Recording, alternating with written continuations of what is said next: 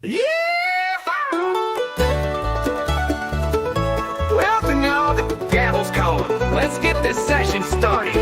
Hey, folks, grab a seat. It's time to get the scoop. Bakers in session serving justice with a whoop. From sunny Cali courts to the heartland's dusty halls, we'll spin the yarns of trials big and small. Oh, Baker in session tales old and brand new. Some make you laugh, some will leave you in a stew. Gavels dropping beats, witnesses take the stand. Join the fun, y'all, across this great land. Hey. Classic papers like OJ or that moonshine bust. Fresh headlines steaming hot. In Baker we trust. Murder in the Midwest, scams down south so sly. We'll break it down with grins, no need to cry. East Coast embezzlers, West Coast wild rides. Supreme Court showdowns where the big shots collide. From petty thefts to plots that twist and turn, Baker's got the stories that'll make you learn and burn. Oh, Baker in session tales old and brand new. Some make you laugh, some will leave you in a stew. Gavels dropping beats, witnesses take the stand. Join the fun, y'all, across this great land.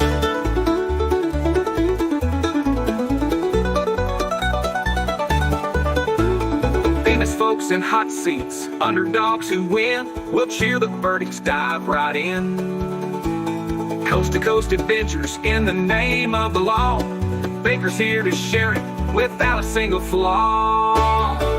Hit subscribe, don't miss the legal ride. Baker in session where the laughs collide. Hey, how radio roll.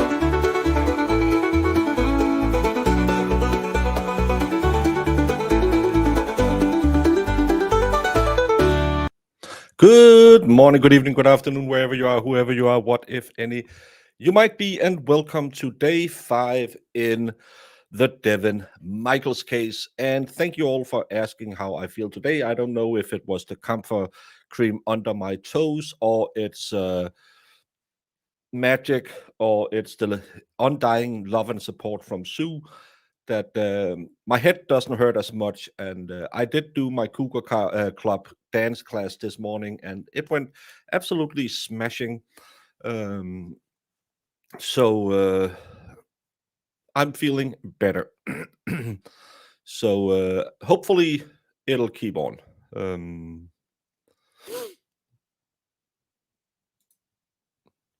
Found another outro. My brother's song "A Drink or Two" is perfect. Well, I don't use anyone else's music because even though they say, "Oh, it's okay," at some point they can come back and copyright claim me, and I can't really prove that it wasn't okay. So I don't use anyone's other music. If I do use music, I make it myself. Yes, Squabby, you know you love it. You love a little banjo, as Sue says. It's the music of her people because they most of them have too many fingers for a normal guitar. Hey, 80s, how are you doing? And the kid, and Inspire. And no, I'm hoping everyone is doing well. Yesterday,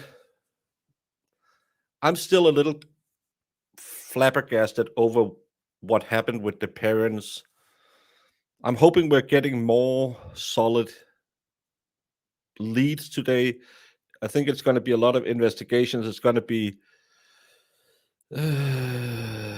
yeah, I think it's going to be a lot of investigation. Pictures of Derriere today as well, and one of his hands looks a little fuzzy. Let's say he got the Colin Albert syndrome on his hands. Yeah, it's genetic to you, Sue. But no, let's let's jump straight in to it. And just before we get started, remember it's less than a day away. If I have seen the right hours, tomorrow will be the big Rumble not the Rumble, the Runkle-thon, where Ian Runkle will be trying to raise funds for a children's hospital. Last year, he raised over $100,000. He will be trying, I believe it's $116,000 he's trying to beat this year. But he will do his 24-hour live stream tomorrow, where he will try and drum up support for this children's charity. 24 hours as a streamer, I can tell you, when you get a little into it and it's a little, you really need your audience to come in and give you a little push and say, hey, buddy, you're doing great. You want to see those faces in chat that okay, Sue is here. I can have a little bit of fun with her. She can take it. She knows I mean it in jest. So you can get a little ping pong going. So remember, tomorrow is the day that you have to at least come check out Runkle's charity stream, because he does it once a year. He is going to do 24 hours. He is a madman. And we all know and love him. And you all know that his heart is one of the purest hearts on the YouTube. The rest of us are mere posers. So please consider going by tomorrow and help him out. Cover that 24-hour stream, because it's going to be a very, very long, and his butt is probably going to be very sore. But I think it's amazing he does it, and I hope that we can bring in a little, little, maybe 2 or 3 eyes more to watch his show, because he is an amazing creator, and it's a very, very, very good charity that he donates to. What time does his fundraiser start? He uploaded a lot of for tomorrow, and I might have seen it wrong, but it looked like he was starting at 8 o'clock my time. So I'll figure it out, and then I'll say it later. And maybe the kid will share a link, and we can figure out when we start tomorrow, because you know him, you love him, you want to support him. We all know that. Hey, Stringer. Stringer Bell is probably one of the best written characters in one of the best written shows. Season 3, 4, season 2 and season 5 is it in The Wire. Not a biggest fan of them, but still overall probably one of the best written TV shows ever. So one of the most, I don't know if you can call it humane, but one of the most, you can really understand that they know these characters. So if you don't know Stringer Bell and you have HBO, you should go watch The Wire. It's probably one of the greatest TV shows ever, and really shows you how bad government, bad police work, drugs can affect a city. And anime is having the last Monday of the week, so let's go. Your word is my command. Let's do it to it.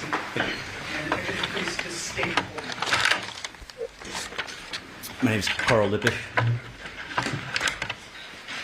Good morning, sir. Morning. We left off yesterday having gone through a tremendous amount of surveillance video. Do you recall Yes, that? I do. Okay. We had talked about a 217 Charter Oaks surveillance video, and we have the disc for that today. We also discussed the terrible Chevron inside video that we also have marked for today. You recall both of those items? Yes, I do. Okay. At this time, Your Honor, pursuant to stipulation between the parties, the state is moving to admit 661 and 662. No objection.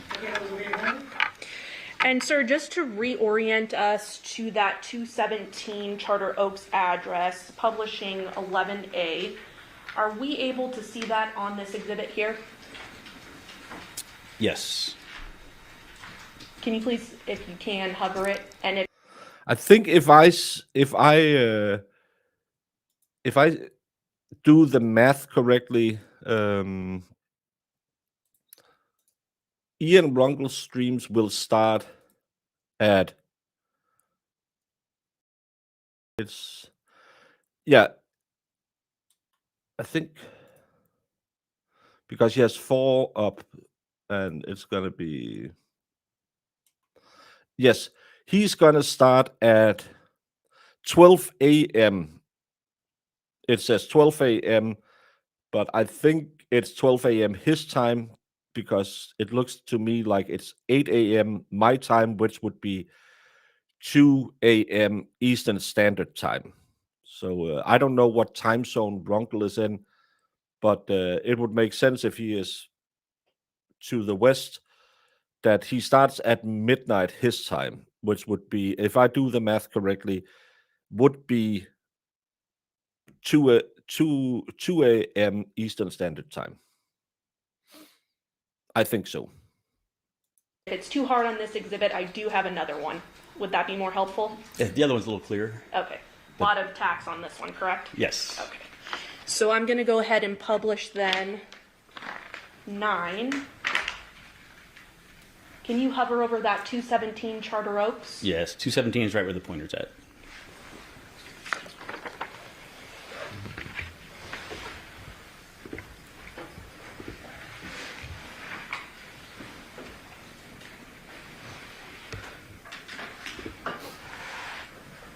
And Your Honor, at this time, the state is requesting permission to publish. Permission granted.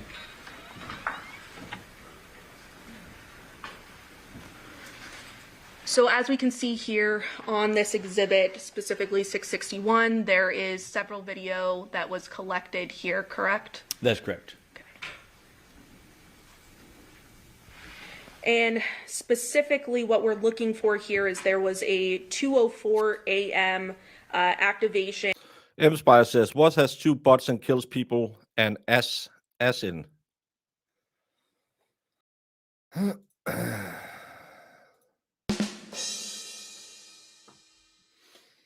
It's Friday. It can't be the best. Thank you, M-Spire. And the kid says, Runkle is doing it in 4 parts. He's kicking off at 12 a.m. Mountain Time. 12 a.m. Mountain Time. So I believe that would be 2 a.m. Eastern Standard Time. But perfect time for our Aussie friends to watch it. So you Aussies and us Europeans will probably be the ones who is keeping him awake for the first couple of hours, and then the Yanks can come in a little bit later. And showing the Nissan Armada turning from Paladura in onto Charter Oaks. Is that right? That's correct. Publishing doorbell dash 2023-08-07, ending in 110.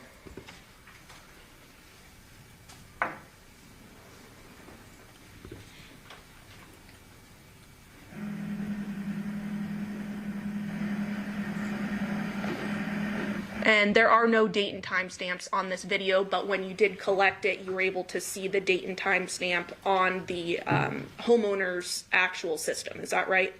The detective that collected, yes. Okay. You as the collective, your team. Yes.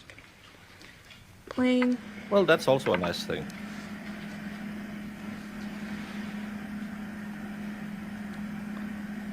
No, not 8 p.m. I'm talking about 8 my time. I am not on Eastern Standard Time, even though I normally stream from Eastern Standard Time. I am still in Europe. That's why I have to do the math in my head, because I have to convert from Mountain Time to my time to Eastern Time. It'll be midnight Mountain Time, 2 a.m. Eastern Standard Time.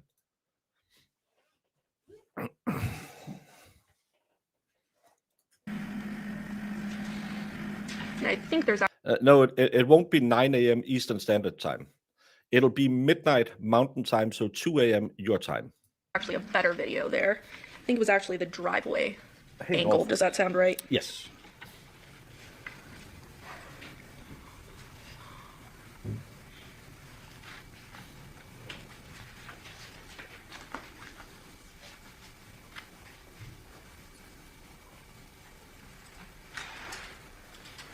And publishing the file ending in 110F, subsection 4.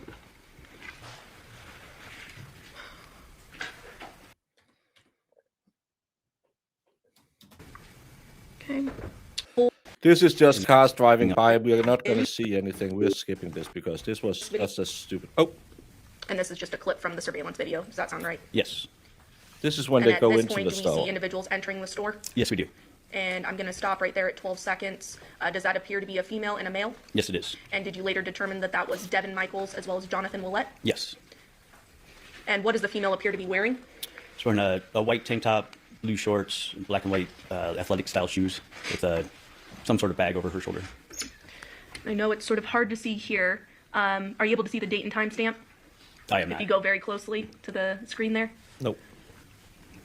It appears to be August 6th of 2023 at 22 something hours. I can't see the Does minutes. it appear to be 05? It does. Okay.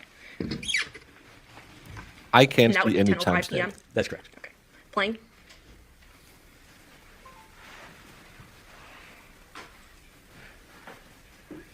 And then we see the two individuals then leaving the store Yes. approximately about 5 minutes later. So this is essentially a screen recording kind of them entering and exiting, correct? Yes. With that correct timestamp. Yes. Pass witness, Your Honor.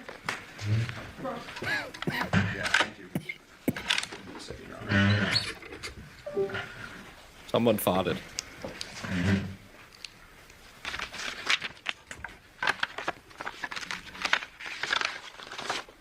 We're going to set up just to hit a few videos, but I'm going to begin the questioning of you with the video that's up on. Okay. Just so you know. Sir. Say that again. Just use the HDMI cord, that's what I wanted to use. No, I was using your op. So I can help if you need it. Yeah, because the cord is... We only confess that we missed you, Well, it's Holly. got to be somewhere over there.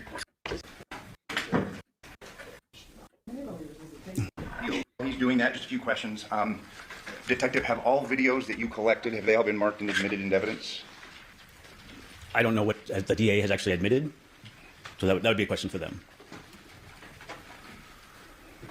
We've got videos collected from Paladera, Charter Oak, Carolina Laurel, Balsam Pear, Fan Palm, Africa Violet, Choke Cherry. Just so we're clear on the record's clear, have all videos been admitted? The ones I published, yes. Okay. But I mean, I know you published some, but do we have all videos collected? All the Okay. discs right over there. Okay. Detective, would you agree with me that specificity is important, especially in reference to a homicide investigation? Yes, it is. Would you agree with me that completeness is important, especially in reference to a homicide investigation? It is.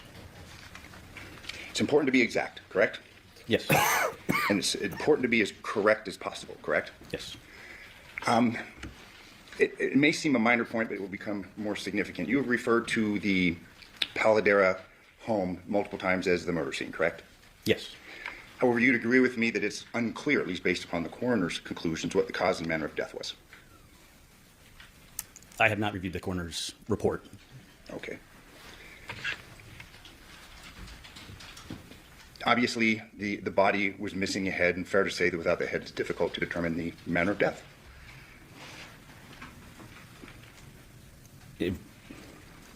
Without the head, obviously, that could be a purpose, or excuse me, that could be the reason that the person died. But yes, Okay, unless so- there was something else prior. So based upon your involvement, your engagement in this case, did the person die because of a decapitation? I personally do not know. Okay.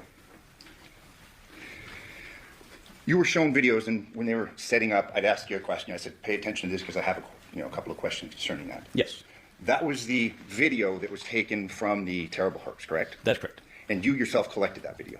From the security personnel, yes, or surveillance personnel. And what day and what time did you collect that video? It would have been, I can't tell you the specific date and time right now from recollection, but it would have been within the next day or two. Okay. If I told you that it appears based upon the paperwork that you collected that on August 11th, 2023, would you have any reason to disagree with me? I do not. And was that video taken as a result of a warrant? I don't understand your question. Was a warrant served on the terrible herbs, either the corporate center or that particular store, in order to obtain that video? The warrant, no. Okay. Was it just turned over then? Yes. Okay, but as you sit here today, you don't recall when, either the date or the time? A specific date and time, no. I know it was like I said, it was within several days, within a couple days of the actual incident occurring when we learned that they had been at the Terribles. Okay, so then that would have presumably been days after the event when you began your investigation on August 7th, 2023. That's correct. I'm going to turn your attention now, and I'll let you do this. I don't know. Thank you. And my understanding is we're not going to have this marked and admitted because we're just taking something that's been provided and is admitted. But just for the ease of these questions, I'm going to have to publish this to the jury, Your Honor. Okay, but this has already been admitted? Correct. Yes, Your Okay. Honor. Okay, any objection stated? No, Your Honor. Okay, go ahead. And I'm going to turn your attention specifically to the video that you had discussed. And I'll just let you stay there because I want to do it. You're good. Specifically, the video 6052, taken from 2696 Paladera. Okay. Do you recall your testimony the day before yesterday in reference to that? I do not specifically to 6052. I would have to see the clip to remember which. Okay, we'll play that right now and see if that jogs your memory.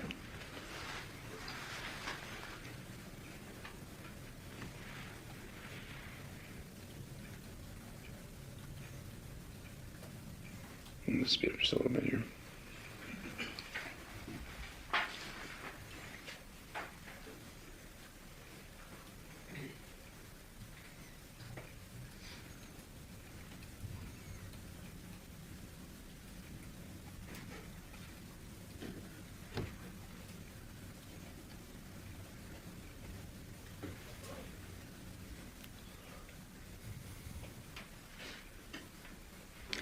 Is that the 6052? Mm-hmm.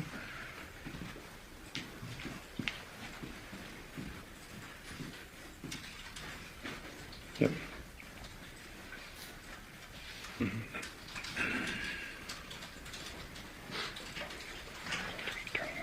Right. What?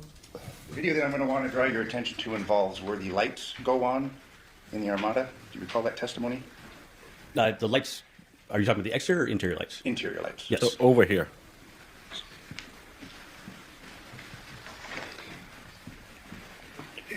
It was your testimony that this video, which was taken Hey, Suandin, over on the Rumble.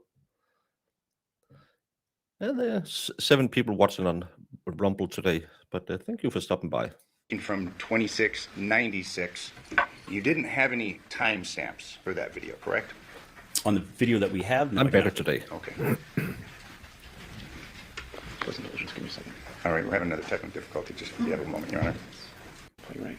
What I'm going to want to do is, while we're preparing this, I'm going to want to turn your attention specifically to that video to where we see the lights go on. Okay. We just have to get it lined up. Actually, her hair has gotten progressively nicer over the trial. When we started, she just had a rat nest. Then she kind of had like some kind of braid. And today, it just looks... I was in the shower and I'm just tossing it around.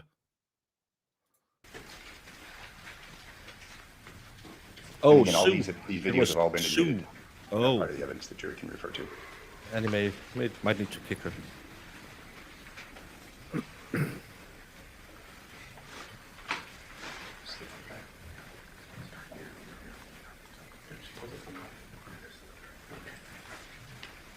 Well, anime just came back and said hi to you. Same quick. Maybe this one will work. This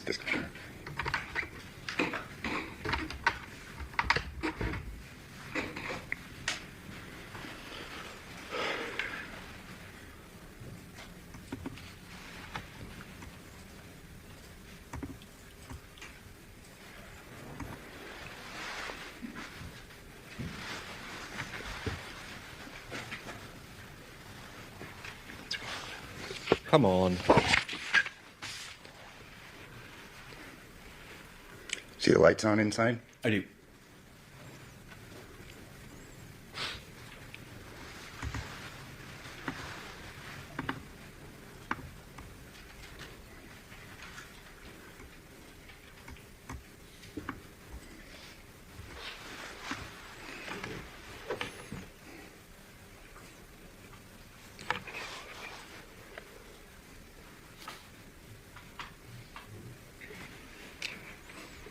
I'm just going to keep you right there if we can stay on this. You would testify that occurred at what time? That occurred at 23:05:43 was the timestamp on that. Or it's 46, excuse me, I believe. 46, so 11:05, 46 seconds? Correct. Is the timestamp that initially the video itself clip started. But we don't have that time embedded in that video, do we? We do not. We are 2 days behind, 2 full days behind. The state rested yesterday. It's your testimony that you got that from a cell phone of the homeowner at this address, 2696 Paladera? Correct, from viewing the clip on the phone itself. Okay, on the homeowners, On the residence, yes. on the residence. But you didn't take a picture of that time, did I you? did not. You didn't in any way memorialize that time, correct? Not just by documenting it, by writing it down so that I could transfer it to a report, yes. Okay. So we have to rely upon your recollection, your completeness, your correctness in getting that date That's correct. and that time, That's correct? But that wasn't the only video that you had recovered from that address, correct? That's correct. I'm going to show you another video that was recovered from that address. And this is 7557.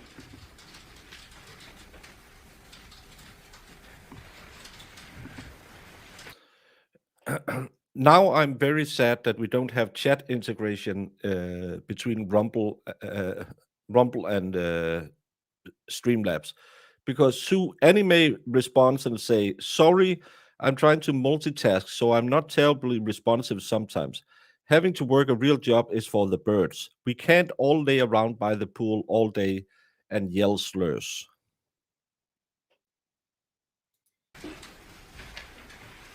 Is it playing? Mm-hmm. Happy Friday, Sue.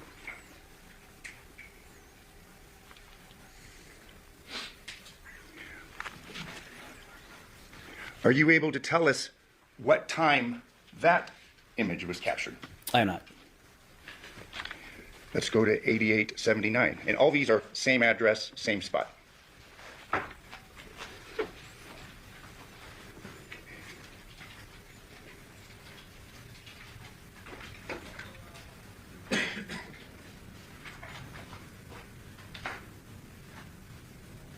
Looks like a work van, doesn't it? It does actually. It's like a Chevy type work van.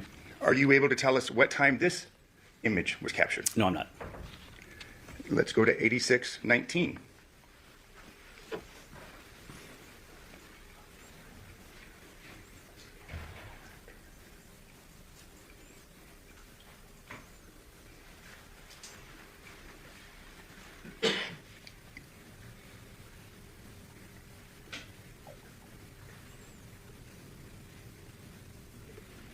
Are you able to tell us what time this image was captured? I am not. We can We'll go to only tell the time 5280. exactly for the video they needed.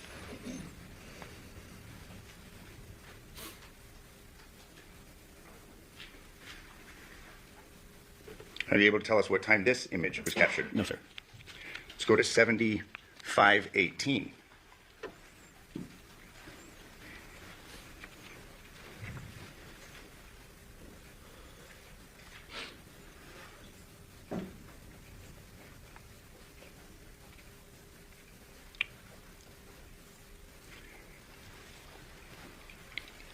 Are you able to tell us what time this image is captured? No, sir.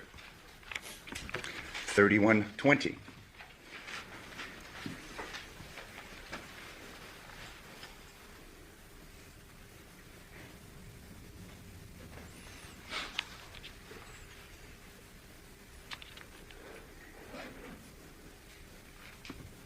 Are you able to tell us what time this image is captured? No, sir.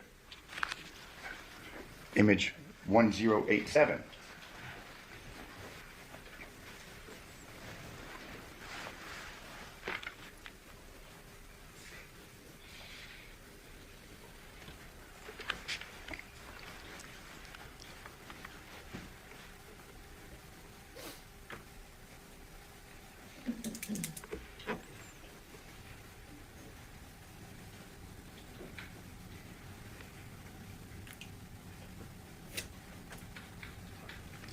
Are you able to tell us what time? This is the neighbor's Nest Cam, as you can see. It's her car parked up here, where she apparently leaves at 11 o'clock, a little before midnight. But all the other videos on the same camera, they have no idea when it happened. And congratulations, Sue, you were gifted a membership by Anime over on the Rumble. So now you have access to the Sue Bird. This image is captured. No, sir. Image number 0546. I didn't do any. I was feeling sick.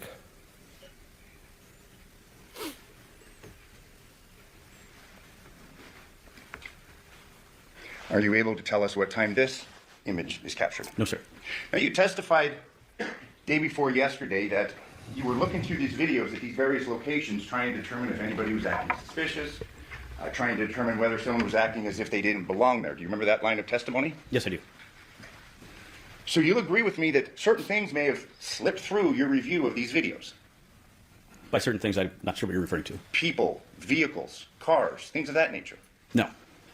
So there's nobody that slipped through your review of these No, videos? we reviewed all of the video that we collected. Okay.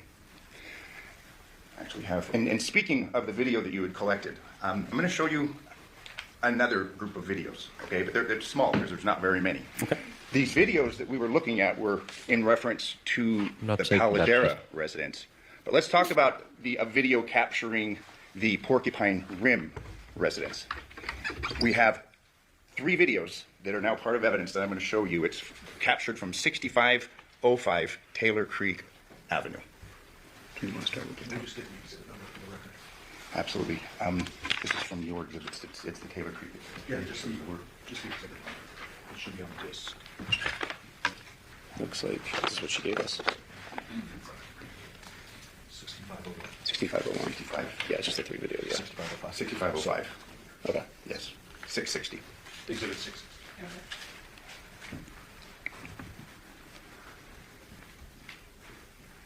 It's a little bit bigger here. Can we bring it up larger so we can see? It's Do pretty you, quick. do you recall your testimony in reference to this video? Yes. Up at the right, we have Porcupine Rim. We see Jonathan's truck. That's correct. Do you recall the time of this video? I believe this one was at 9:07 at night, is what the embedded label is on it. And again, because we have an embedded level so we can see, correct? That's correct. Let's look at the second video from that residence. Do you recall this video? Yes, I do. What date and time is this video? This is August 7th, 2023 at 06:21 now, in the morning. And again, just so we're clear, this video is capturing the Porcupine Rim residence, correct? Among other things, yes, you're able to see the house on Porcupine Rim. Then we have a third video. And I believe you testified concerning the contents of these 3 videos. Yes. Taylor Creek.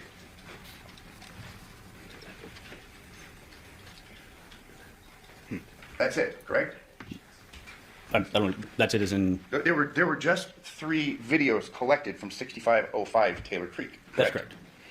Now, you relied upon the homeowner or the occupants in order to get those videos, correct? That's correct. Was this a Ring video, do you recall? The last 2 we just saw, I believe it had the Ring logo on it. Okay. Did you issue any subpoenas to Ring in order to obtain the entirety of what those videos may have captured? I personally did not. Was there any downloads or a transfer of the contents of this neighbor's phone? Porcupine Rim. Porcupine like a little and a rim like you have to ask Zach about that one because he says that's kind of his job. To determine what all that address was captured concerning. I actually did not collect the video from this address, so I don't know what specifically the detective did at that address. But suffice it to say, in this exhibit, we just have those 3 videos and nothing more. From that residence, correct. You can't say with any degree of certainty whether there's more videos that exist, correct? I did not collect it from that residence, so I do not know. You would have to ask the detective that collected from that residence.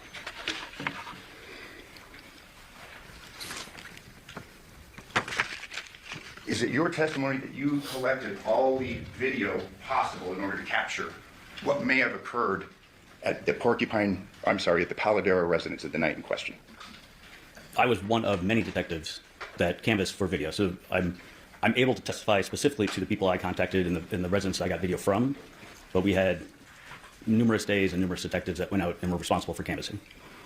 In addition to canvassing, are you aware of any subpoenas that were issued in order to preserve this important evidence?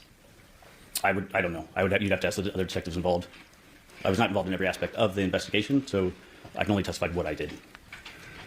Now, going from the Paladera residence to the Porcupine Rim residence, Did you obtain every possible video to occur the goings-on at that home, who may have been leaving or coming back? From which home? From the Porcupine Rim home. The home where Devyn I Michaels- collected video from 5530 Porcupine Rim, and that residence provided me with their activations that they had. Okay, any others? Me personally, no. Are you aware of any subpoenas that were issued in order to obtain basically as much camera coverage of the Porcupine Rim address? I You personally could. did not submit any, so besides that, I can't testify to what other detectives did. So then you're unaware of any subpoenas from Ring or Arlo or any other providers in order to get as much coverage of that house as possible? Didn't happen, did it? Once again, I can only testify to what I did, sir. And if there were other subpoenas or anything that was submitted, that would have been done by somebody else because I was not tasked with that. So I cannot answer your question because I don't know at this time. Understood. I'm going to turn your attention to State's Exhibit 11. You had discussed this in your testimony day before yesterday, correct? Are you specifically the map itself? Yes. Yes. This address is the Porcupine Rim? Yes, sir. It's the Address, correct? 5510 Porcupine Rim. 5510. Yes. You had testified that the only way in and out was here, correct? By a vehicle, yes. By vehicle. Correct. But on foot, pretty easy to get out of the neighborhood, isn't it? I honestly don't know. I didn't attempt to get in or out of that other than be in my vehicle. There's a walkway right here, is there not? I see a gap. I don't know exactly what that is. From looking at this map, I can't tell exactly. And this 5510 Porcupine Rim, I mean, it abuts. It's right up against Rebecca, correct? That's correct. Over the fence and you're on a road, correct? If you're referring to jumping over the back wall, Yeah. then yes, you would be out on Rebecca Road. So if I told you that we have a walkway right here, just one door over, and over the wall, there are ways to get in and out of this residence. Well, we didn't spoil it because we didn't talk about what happened on day 3. I will always have an excuse for the mistakes I make. The ones I can't excuse, I will blame on Jamie. Say in the early morning hours of August 7th, 2023, correct? Yes. We have this back road along here, Rebecca. Which of these residents did you attempt to obtain video coverage from? I personally did not canvass that area. So we don't know what was along here, correct? I was informed that detectives had canvassed that area, and they did not find any video surveillance. Okay, but do we have any reports in reference to that? Do we have any writings in reference to that? Do we have any officers' reports in reference? You can say what you want about the defense team and the previous represented the weirdo tellers, but they are raising some facts that the jury can get stuck on and say, hey, why didn't they really look into that? And because they have a surveillance from here that captures his car placed over here, but it doesn't seem like they have anything on this back road. They haven't obtained anything over here. Apparently they did canvas, but there's no video there. And again, yeah, it's just go to your backyard and jump over the fence. The breezeway down here probably isn't a smart thing to say because then he would have had to have walked in front of the camera. But it's a good way of raising some reasonable doubt. I do apologize for answering this way again, but I can only testify to what I did and specifically what I reviewed. And so if there may be some, I don't know. And fair enough, we're all human, correct? You're a human, you make mistakes, correct? I didn't say I made mistakes, sir. I said that I'm testifying to the work that I did in this case. So what other work that was done that I was not privy to or I was not a part of would be documented by other detectives. So me personally, I did not canvass that area because that was not one of my tasks. And so I can't testify to who specifically did or what they did or how they documented it. Let me ask you this, given your involvement in this case from the get-go, was this a complete investigation? To my knowledge, it was complete. But again, I was not involved in every aspect of the investigation. So, sir, to your knowledge, this was a complete investigation, correct? To the best of my knowledge, yes, sir. And you'll agree with me that you do not have a perfect knowledge of the doings and investigations and investigative steps that were taken in this case, correct? Considering the volume of stuff that was done, the work that was done on this, no, I do not. You had testified concerning arriving at the scene of the decapitation. You had testified that you arrived there the morning of August 7th, 2023? That's correct. And you went in, you viewed the body, correct? Yes. You had given testimony concerning cleaning supplies on the first floor, correct? On the lower level, yes. There were cleaning supplies on the upper floor, were there not? I was not responsible for searching that area, so you'd have to show me what you're referring to.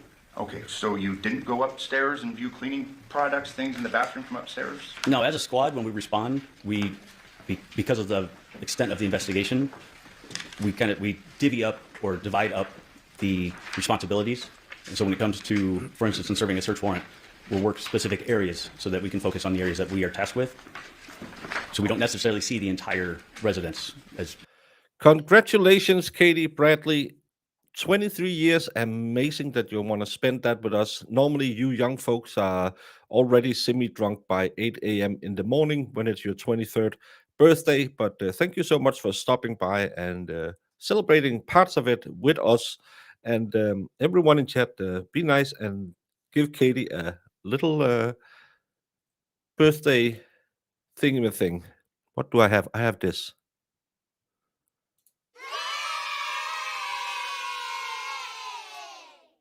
Ah.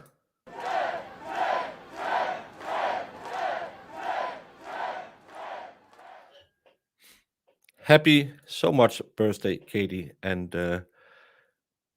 enjoy 23. I remember 4 years ago when I was 23. It was an amazing time. No hangovers, out all night, and having fun. As you're saying. I'm going to show you an image, and it's my understanding that all crime scene photos of the Paladera residence have been admitted from the crime scene analyst. Probably in there. I don't know. Get your There's a evidence stack in of order. those. I just have a single photo. If I I could, want to make sure that that's in there before because we can't show it to the people. Well, if you want to move to admit it, I'd move to admit Yeah, it. just move to it. Okay. This is from the upstairs, Okay, hold on. and I'm publishing it with the court's permission. This is what? What's next in line? Next in line would be defenses T3. T3. We Okay, move- defenses T3 will be admitted, permission to publish is granted. Thank you. Yeah, a little bit ahead of Your Honor. Thank you. We got cleaning supplies. Did you see these in the upper story? Once again, as I already stated, I did not search that area. I see that your photo is showing me cleaning supplies, but I have no reference to like when and where this was. We had heard testimony the first couple of days of this trial where there appeared to be a line near the head, appeared to be a line from a bucket. We have a bucket upstairs, don't we? If this photo is from upstairs, I do see a bucket. He in there, doesn't yes. know. And I will not mislead you with my questions. If I told you this represents a bucket and cleaning supplies from upstairs, would you have any reason to disagree with me? The only reason I'm saying that is I know you've, in your previous line of questioning, you've asked me about things that I was not responsible for or what I did not do in the investigation. And I just want to make it clear that I don't believe you would try to mislead me. However, Absolutely not. this is not something I'm familiar with. Fair enough. And you had given testimony on Monday that you had arrived at the Paladera residence and that you had walked through the crime scene. Do you recall? Yes. And I'm now showing you a photograph that was taken from upstairs of this scene, and I'm just asking if you had an opportunity to see this. I did not. Okay. Did you view the backyard at the Paladera residence? I do remember seeing the backyard out the door, yes. I'll have these admitted in. Here, let me. Good. Why don't we have these marked T? Thank you.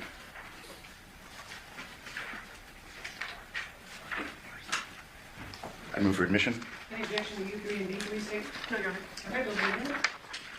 I'm going to show you what's now been admitted as defense exhibit U3. I'm going to represent to you that this was taken in the backyard of the Paladera residence. Did you see that footprint? I did not. Are you aware of its existence? If you're telling me that's where it's from, then yes, I am. Now I am. Turn your attention to defense exhibit V3. Did you see that footprint? And obviously, presumably, it's the crime scene analysts that are measuring it. This footprint was in the backyard of the Paladera residence, correct? I did not see that while I was on scene, no. Are you aware of its existence? I am now, yes. Are you aware of any testing, comparisons made in relation to this footprint?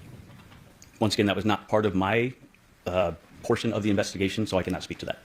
Based upon your review of this photograph, fair to say that that's a man's footprint? I would have to look at this closer. I don't know how you could come to that conclusion just based on this photo. It's a fairly large footprint, correct? There are people, both male and female, that have various size shoes, so I would not jump to that conclusion, sir. So you're saying you're not aware of this, but you're going to argue with me right now whether this is perhaps a man's footprint or a woman's Well, footprint? your question actually said that it is a man's footprint based on the size of it, and based on what I'm looking at right here, I would not be able to tell you yes or no whether that is a man or woman's footprint. Let me ask you this in reference to your investigation. Were you involved in any follow-up? Hey, Jamester, how are you doing? Morning. It's Katie's birthday today, Jamie. Happy birthday, Katie. Yay. She's turning 23 years old today. 23 years young. 23 years young. I remember the days. That was this year, Jamie. You turned 23. 23 every year. Duh. Why can't I see So how's it Brandon? going? Oh, there he is.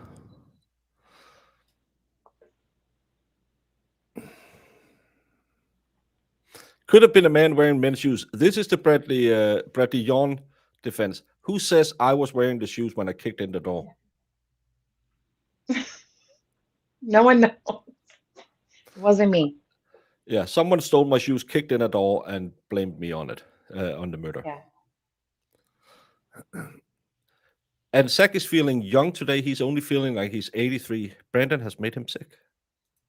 Oh, everybody's getting sick. Well, my head isn't hurting, but I'm kind of stuffy and my throat is hurting. Concerning these footprints. I was not. You're in rough shape. No, I did my cougar class this morning. Oh yeah, I forgot I saw that this morning. I have no further questions. Thank you, Detective. Thank you, sir. Any follow-up statement? Yes, Your Honor, just briefly. Sir, you had testified on cross about the 2696 Aladura address, which is next door to the murder house, correct? That's correct. Okay. And those cameras, that camera specifically, you're able to figure out sort of the time frame of the activations by comparing the other surrounding surveillance video homes that were collected, correct? That's correct. And so by reviewing everything, you're able to cross and compare the time frames so that you can be confident to testify today as to the date and time frames. That's correct. Additionally, you did see the date and time frame on the homeowner's device Correct. that held the video. Correct. And from comparing all the surveillance video that we went into great length on Monday, you're able to determine which direction any vehicle is going in the surveillance video that was collected, correct? That's correct. So it shows directional patterns and things of that nature? Yes. Okay. And the 11 p.m. time frame was important based off the investigation, correct? Yes. And so that's why you were focused on that time frame when collecting video and watching video and flagging which video was most important, correct? That's correct. But that being said, you did review all the video. That's correct. Now, turning our attention then to the 6505 Taylor Creek address, that's the address in the Porcupine Rim neighborhood that shows the only entrance and exit, correct? 6505 is the one that shows the actual residence of 5510 Porcupine Rim. It's not the one at the entrance to the Thank community. you for correcting me. I misunderstood that. So that was discussed on cross-examination. That particular camera, thank you for correcting me, is the one that only activates from motion, correct? It is a motion camera, yes. And so because we only have those videos, that's because we saw the homeowner sort of going to the trash because it was trash day and then coming back up the driveway, correct? Correct. So it's motion activated. Yes. Court's indulgence. Past witness. I'll just pick up on the last part of that redirect. The 6505, the one that we just have, the three that's looking right at the Porcupine Rim. Questions concerning this is only motion activated. You don't know if any other videos exist in reference to that, do you? We just have the three for a fairly long time period. I personally do not know. Specifically turning your attention to the 2696 Paladura, that list of videos that we went through. Yes. You were asked about 1105 and if that was an important investigative time and if you cross-referenced other videos. Remember that line of questioning that you just got? Yes. What other videos did you cross-reference in reference to video 6052? The first one that we started with the lights going on, you can see the interior lights. What video did you cross-reference? That one, there were no other ones because it was just the motion in front of that. That was captured from 2696. So then, to clear up the redirect, we don't have another camera to verify that time, do we, that you gave? That specific one, no. And the list that I gave, 75, 57, people walking by, no cross-reference to another video, correct? Actually, with the rest of those, there is. Those people that are walking, they actually belong to the house on the street behind. That work truck that you actually brought up belonged to a house over on African, I believe it's African Violet. I don't remember the exact name of the So I'm street. asking what videos that you reviewed in order to cross-reference this, to confirm this. Those are the ones from the other houses in the neighborhood. There's other ones that were collected. We were able to cross-reference for those specific ones because those were people that walked through the neighborhood and continued to other areas. Let me ask you this, though, back to the 6052, the one where you see the internal light. We don't have another video corroborating the time that you state that captured, correct? That's correct. No further questions. Any follow-up statement? Briefly again, so the work van that you were just crossed on, that we saw in the video, that's coming from a different house, right? It's actually going to a different house. It came into the neighborhood and went over, I believe it's African Violet is the name of the street. You actually see it in front of that house from their activations. Okay, so that's the explanation, correct? Correct. Okay. And then also that Taylor Creek address that we keep talking about that shows the 5510 Porcupine Rim address. Yes. You're aware that motion activated cameras have different sensitivity levels. Correct. So a homeowner that has a motion activated camera can actually go in their app, if it's hooked up to an app or something, right, to change the sensitivity levels. Is that right? The sensitivity, the zones, and how they want it to capture, yes. Okay, but including sensitivity? Correct. Like what actually causes it to activate? Yes, yes. Okay, so as we're seeing in that video, it seems that the only activations happen when the homeowner is basically in the driveway, is when it starts to activate, which is pretty close to the camera, correct? Correct. Pass witness. I had one follow-up, but we have to hook up the computer for just a moment. And Detective, this is in reference to the 6505 Taylor Creek, the one that you're giving testimony concerning. We only have 3 videos and it's only motion activated. Okay.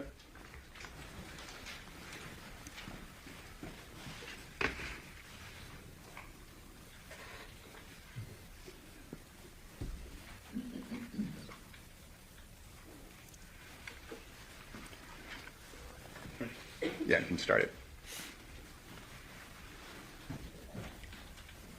We're going to play it a couple of times. So if there is motion activated, it appears that the Paladera or the Porcupine Rim, it does activate, correct? It activates. I don't know what activates it in this one. So then as far as when it activates it, when it doesn't, we just know that we're stuck with 3 and you had to rely upon the homeowner, correct? That's correct. You had to rely upon what the homeowner provided you, correct? Again, I can't testify to what the detective did. I don't know if the detective viewed the entire timeline, and those were the only 3 that were activated, but those were the 3 that were provided. Thank you. I have no further questions. Thank you, Detective. You're welcome. Not at this time. Okay, ladies and gentlemen, the jury, have any questions for this witness? Okay, seeing no response, sir, you may be excused. Thank you very much for your testimony today. Thank you, Your Honor.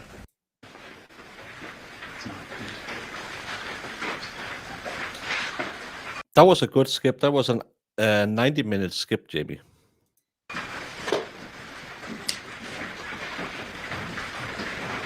Good call. Mr. Attorney? Yeah, Mr. Attorney. This action shall be the truth, the whole truth, and nothing but the truth, so help you God. I do. And officer, please state your full name and then spell it for the record. Full name is Dennis Ozawa. First name Dennis. Last name Ozawa. Whenever you're ready. Sir, what do you do for a living? Currently a detective with the Henderson Police Department. How long have you been a detective with Henderson? Approximately approximately 10 years. And how long have you been in your current assignment? Approximately 8. What is your current assignment? I'm with the Crimes Against Persons Unit. And what does that entail generally? To include and detective prior. And what were you doing prior? During in your 8 years with homicide, have you ever taken perspectives? Do I did. you remember around what time you were called out? I believe it was approximately in 9:40 is when we were notified. 9:40 in the morning? Correct. And what time was the actual call for service, sir? I believe it was approximately 8:40 in the morning. Who was the person reporting? Yoko Willett. What was the general information you received before responding to the scene?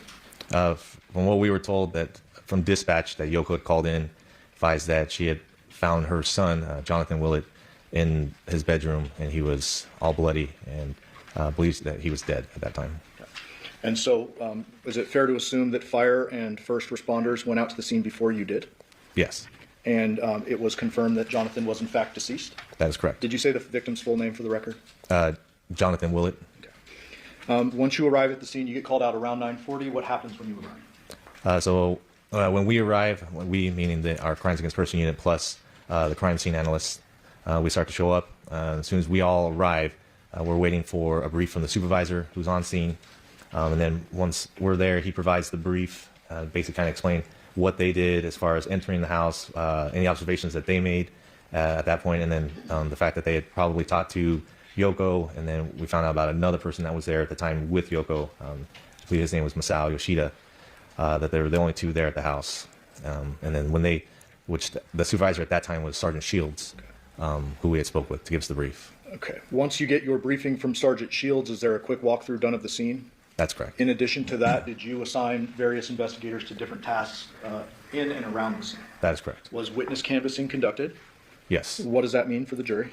For witness canvassing, we have other detectives kind of walk around the neighborhood and knock on doors, see if anybody heard or seen anything that night. And then for us, we're going to be talking to the witnesses that were on scene at that time too. During the course of the witness canvassing, did you learn of any witness who suggested that they heard a gunshot any time during our operative time period? No, Was there video canvassing done as well? that is correct. What does video canvassing generally entail? Typically, it's in the same way where we have detectives go out, knock on doors, and try to find out if anybody has any video surveillance attached to their residence, and if they captured any kind of footage that would be beneficial to our investigation. And those detectives who do that, are they documenting what they find? That's correct. And then ultimately, you as the lead investigator, do you receive that documentation? Correct. And then is it your responsibility to then transfer that documentation into an overall report so the lawyers in a murder trial can actually see what was done and who did it, et cetera? That is correct. In this particular case, was the entire investigation documented under Henderson Police Department event number 23-15229? Yes. During the course of the video canvassing, did you learn that there were some people who had cameras that were not initially contacted? Can you rephrase that? So, well, let me ask it in an easier way. Did the video canvassing occur over the course of several days? Yes, that's correct. Okay. So maybe not all done on day one, but there's Yes, follow-up and stuff that's occurring. Yeah, as the investigation continued, we continued to try and look for more video surveillance throughout the investigation. All right. So let's talk about the scene generally. I want to start with the outside. What did you observe outside, vehicles or anything of note? So when I arrived, I observed that the area being the actual residence, had been taped off with crime scene tape. There was a white truck parked out in front with a trailer attached to it. That it was parked on the wrong side of the road, which then that kind of brought notice to us that also the trailer was kind of out a little bit into the road, which in our eyes, or in my opinion, looked like someone was there for a quick trip, not someone that wanted to park there and leave it there overnight. There was also a cone that was in the driveway that we later found out that indicated that patrol believed that there was possibly a blood mark right there, and then the garage had actually been partially open from the bottom. And in addition to the truck with the trailer, there was also a small sedan out front, correct? Correct, and that was parked across the street. And ultimately, did you determine who was the owner of that vehicle? We did. Who was that? A female named Andrea Reyes, who then we discovered was an ex-girlfriend who recently broke up with our victim, Jonathan Willett. Based on the fact that her vehicle was out front at the home, was she a person of interest initially? Correct.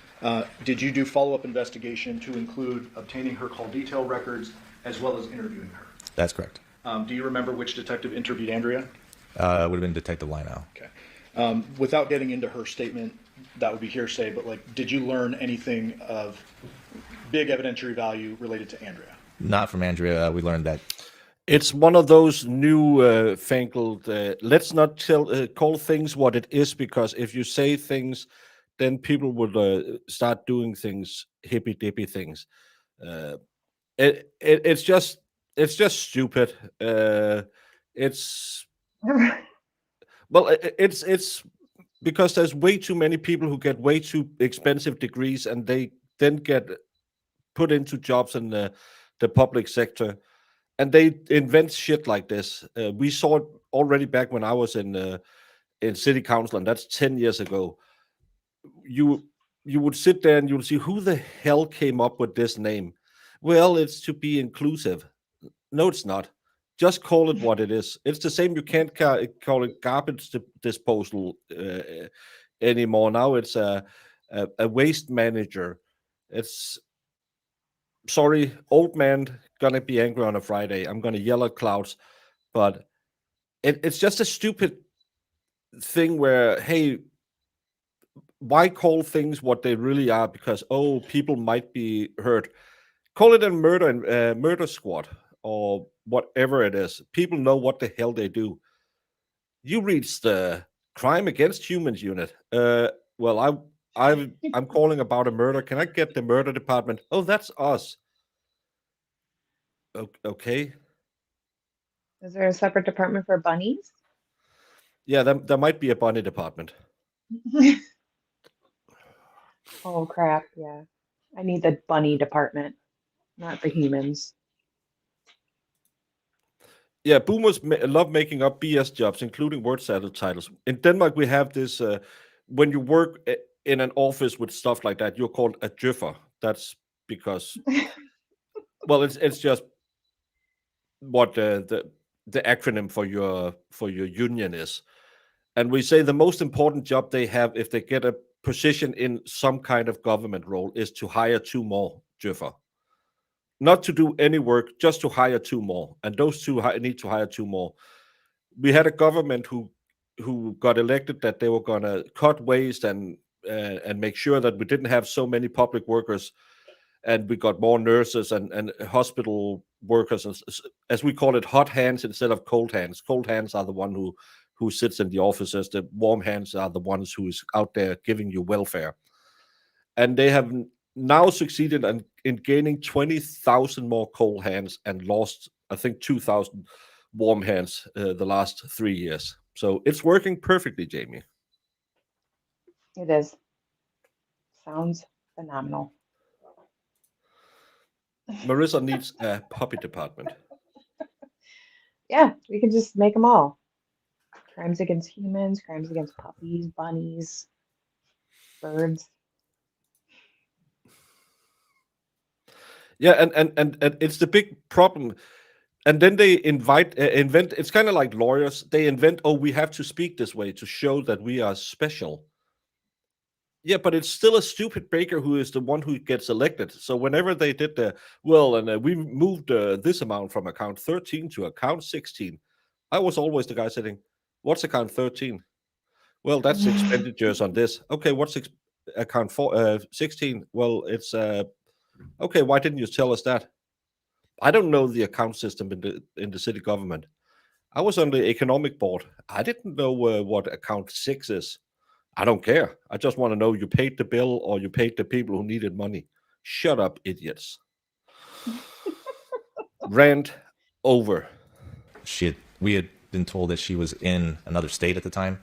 That was in question.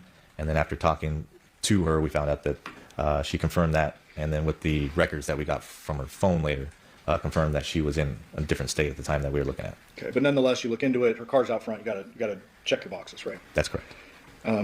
Did you, describe the actual scene walkthrough when you go inside. What do you remember about it? So when we go in through the front door, to get, I guess, a little descriptive, you walk in, there's a flight of stairs that you go up that kind of takes you to a small den area, and then you have stairs off to the right side of us that take you up to the 2nd floor. And then if you continue to move forward a little bit more, there's the kitchen area. And then to the right of that, you have to walk back down a few flights of stairs, which is where Jonathan Willett's bedroom, makeshift bedroom, would be, because it's, I guess, technically a living room, but it's converted to like his bedroom. I believe there were some sheets that were kind of covering the entrance up. I guess we would say that it's using for privacy. And then once you walk down those stairs, you end up going into his bedroom. You can't see the bed where he was lying at that time, because it's kind of tucked back in the corner. And then as you kind of move forward more into the room, you can see the bed, you can see the blankets. You can't see him yet, and you don't see him or his body until you get closer to the front of the bed, and then you start to wrap around. Then at that point you can start seeing the blood on the bed, blood stains, and then blood next to the bed at that point.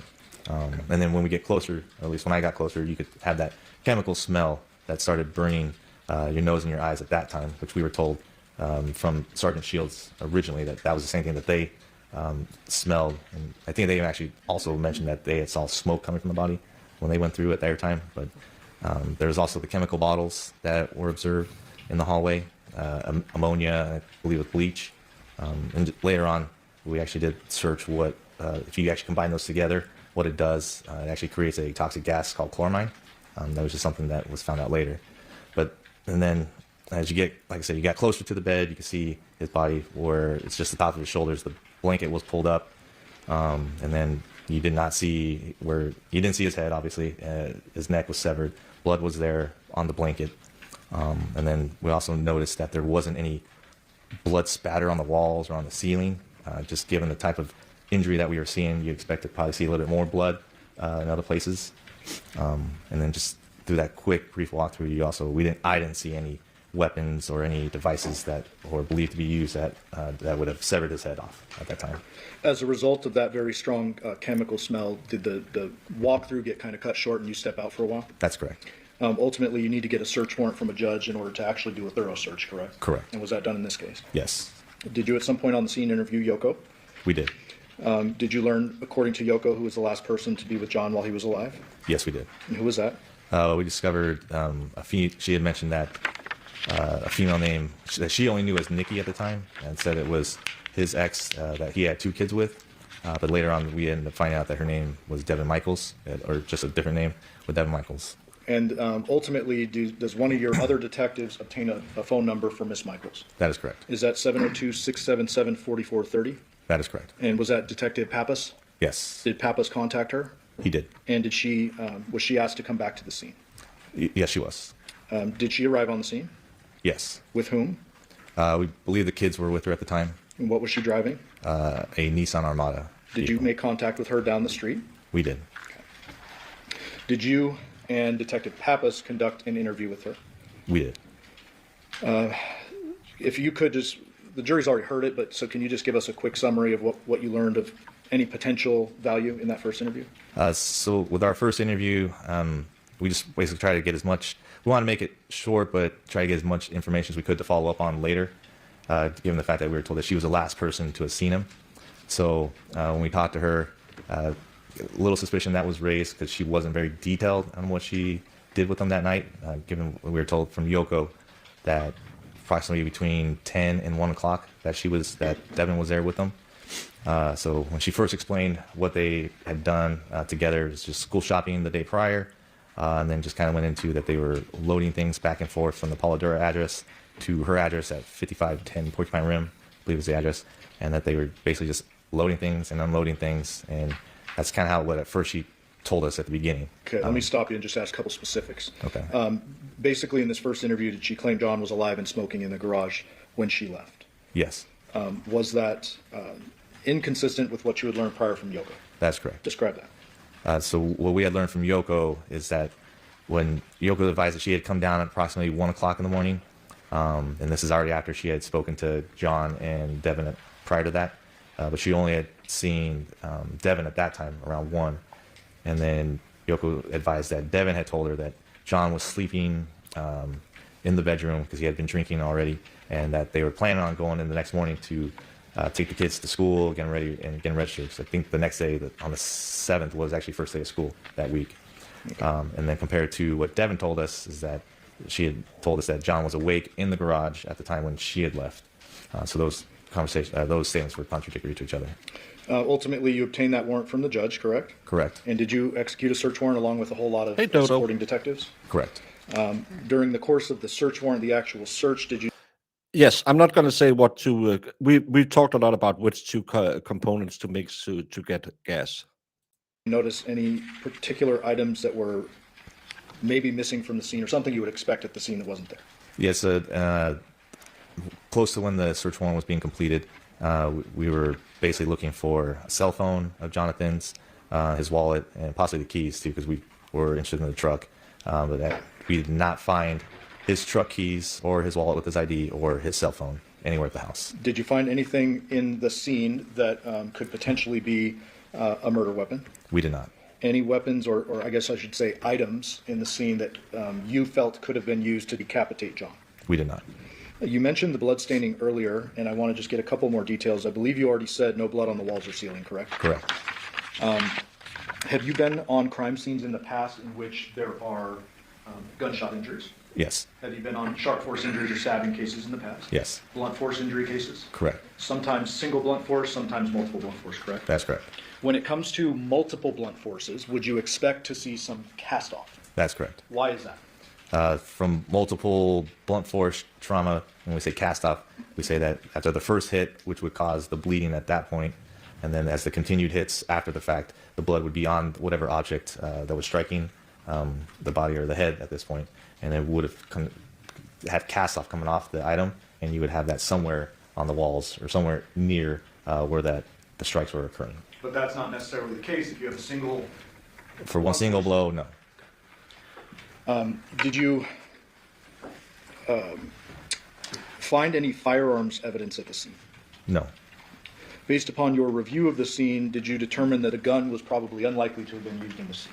Yes, so basically since the fact that there were no bullet impact marks, there were no, like in the wall, there were no bullet impact marks that we saw in the mattress, no blood spatter from a bullet impact going through a body or a head was seen.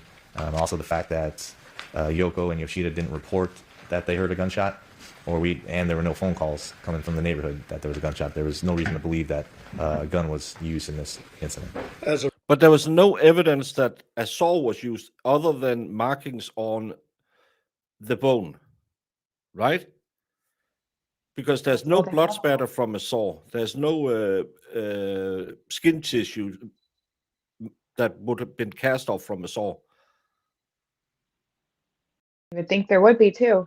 It's a big deal. Yeah, and again, she clocks him over the head and he just passes out and dies. It's absolutely possible. It's just falling a little bit the wrong way and boom, you're dead.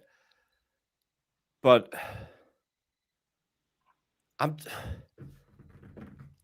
Jamie, I'm missing some pieces in this puzzle. I don't know if you have it the same way. From what I haven't seen every piece like you have, but from what I'm getting at, I don't understand.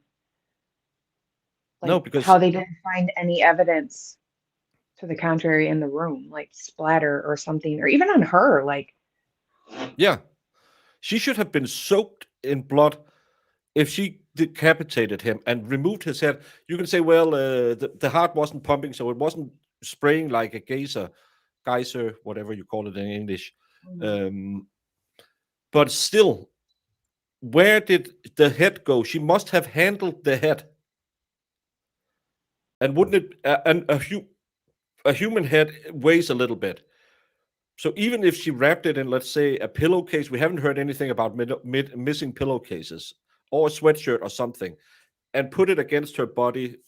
Yoko didn't see anything wrong with her at 1 o'clock. We know from the video at 2:13, she's in a white tank top.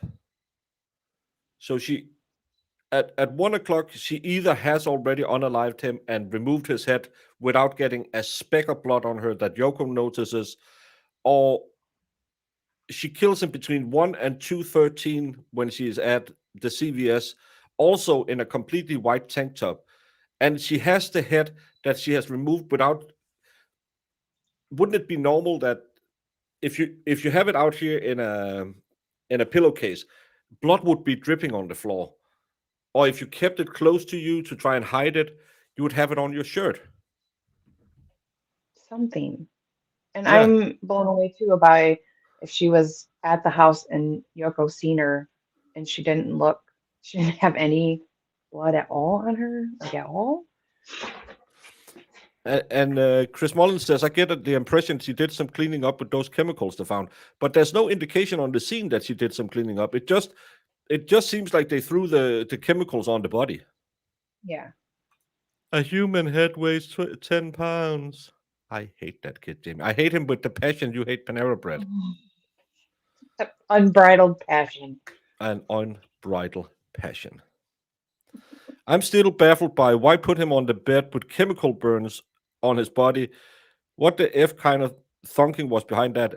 Well, again, I think the chemical burns could be explained with someone trying to eliminate DNA. But again, there's some puzzles I don't have, and I know that's tomorrow, the day after this one. They will interview her. Audio is shitty in it, but they kind of get a confession out of her. But there's just so many holes. Yeah, it doesn't make sense. Yeah. All of this should be pretty easy, and I don't know, but I don't know. Nobody makes sense. So she had plenty of time to clean up, though, I think. Well, it depends on when he died, because we don't know. She said that to Yoko, she said, I just cracked his back. He's out smoking a cigarette. And that was at 1 o'clock. She could have killed him at that time, but why wouldn't Yoko hear her moving all this stuff around? There's not enough blood at the scene, so she must have had a container the blood is in. I'm confused on how no sawing was heard. Yeah, because they said it must have been a power saw or like a turkey knife. And if you use a knife, anyone who remembers the 80s where your mom got that electrical knife, you know that made a hell of a racket. Then think about it going through the neck bone. Yeah, that'd take forever, Yeah, first of all. Imagine when it hits it, you know what I mean? Like, yeah. So, but she's woken up by dogs barking, but she doesn't hear a power saw going. that to me is the biggest what in this case. Yeah. Again, I don't care where the head is. That's it's in Sleepy Hollow. But how the hell did she could hear the dogs, but she couldn't hear for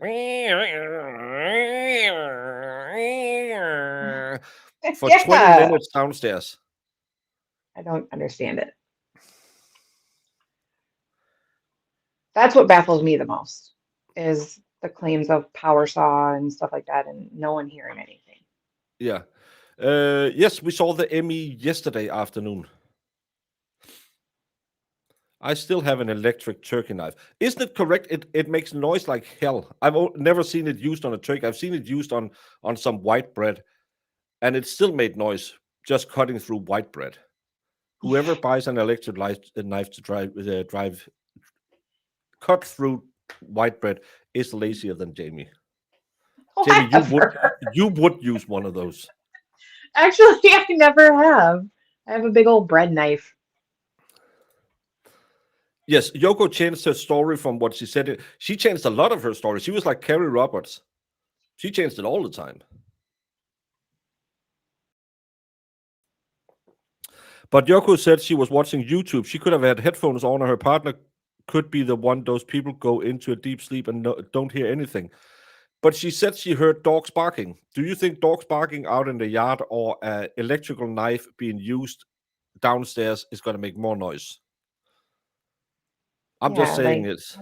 I don't know. I'm just sitting here thinking like if some my dog's barking is way annoying and would wake me out of a dead sleep, but Yeah. I've heard a power saw. I mean, I grew up, my dad and brother built pretty much all things all the time. Those are very, like, you could hear them across the yard Yeah. while you're in the house. So, I mean, I don't know. I just can't imagine I don't not. know. I like this case because it's so very, very hard to figure out. It's not just a. Okay, we're going to do the A to B, B to C, C to D, blah blah blah. Mhm. We have to sit. Maybe I should do a poll. We haven't done a poll so far, Jamie, to see how many things she's just guilty at this time. Normally we don't do it this early, but I'm very confused already. Mhm. Well, I mean, you hear that she confessed, so people kind of just, I mean, sometimes you just like block out everything else, but it's like Yeah, yeah, interesting. You're like, yeah, but these time frames are weird, and the power tool thing is so weird to me that, in a house, you used it yeah. in a house. It's not like you were out in the shed out back. Well, let's continue on. The result of that, are you generally kind of focused, I mean, narrowing your focus in on sharp or blunt weapons? That is correct. You're not ignoring a gun if you come across it, but your focus, what you're really looking for is sharp or blunt. At that time, yes. Did you later learn that it was reported that a knife was missing from the scene? That is correct. Based upon the blood patterning as you saw it, can you describe kind of some of your investigative deductions you got from the blood near John? So when you got closer to the body and where you saw the blood on top of the actual mattress, you saw it there next to his body, and then you kind of saw some off on the side of the bed, and there was a little bit of pool of blood at the bottom on the carpet. Then when you look at it, you can kind of see there's certain voids in the blood. So when we roundtabled it, talked together, it was kind of determined that, hey, there was probably something placed there, because where the blood was actually at, you could see, like I said, some voids, where maybe a possible container was that possibly collected a lot of the blood, because even though there was a good amount of blood that was there on the scene, not as much as what you would believe, considering the type of injury that you saw with his head severed. Okay, and try not to ask this in too morbid a way, but if you're assuming, or did you assume the decapitation occurred there in the scene? That's correct. If you're assuming that is the case, and the head finally is lopped off, if there's nothing under it, would you expect kind of a splash or a different patterning? That is correct. Okay. Did you notice whether there was a doggy door in the room? Yes. And what did you notice about that, or what deductions did you come to from that? We were told that the doggy door was closed, which was unusual. When we were told by Yoko, and then when you saw where the doggy door was at, next to the slider, and you witnessed that it actually was still shut at the time. Okay. As a result of the observations you made at the scene, did you or other detectives contact the defendant over the phone?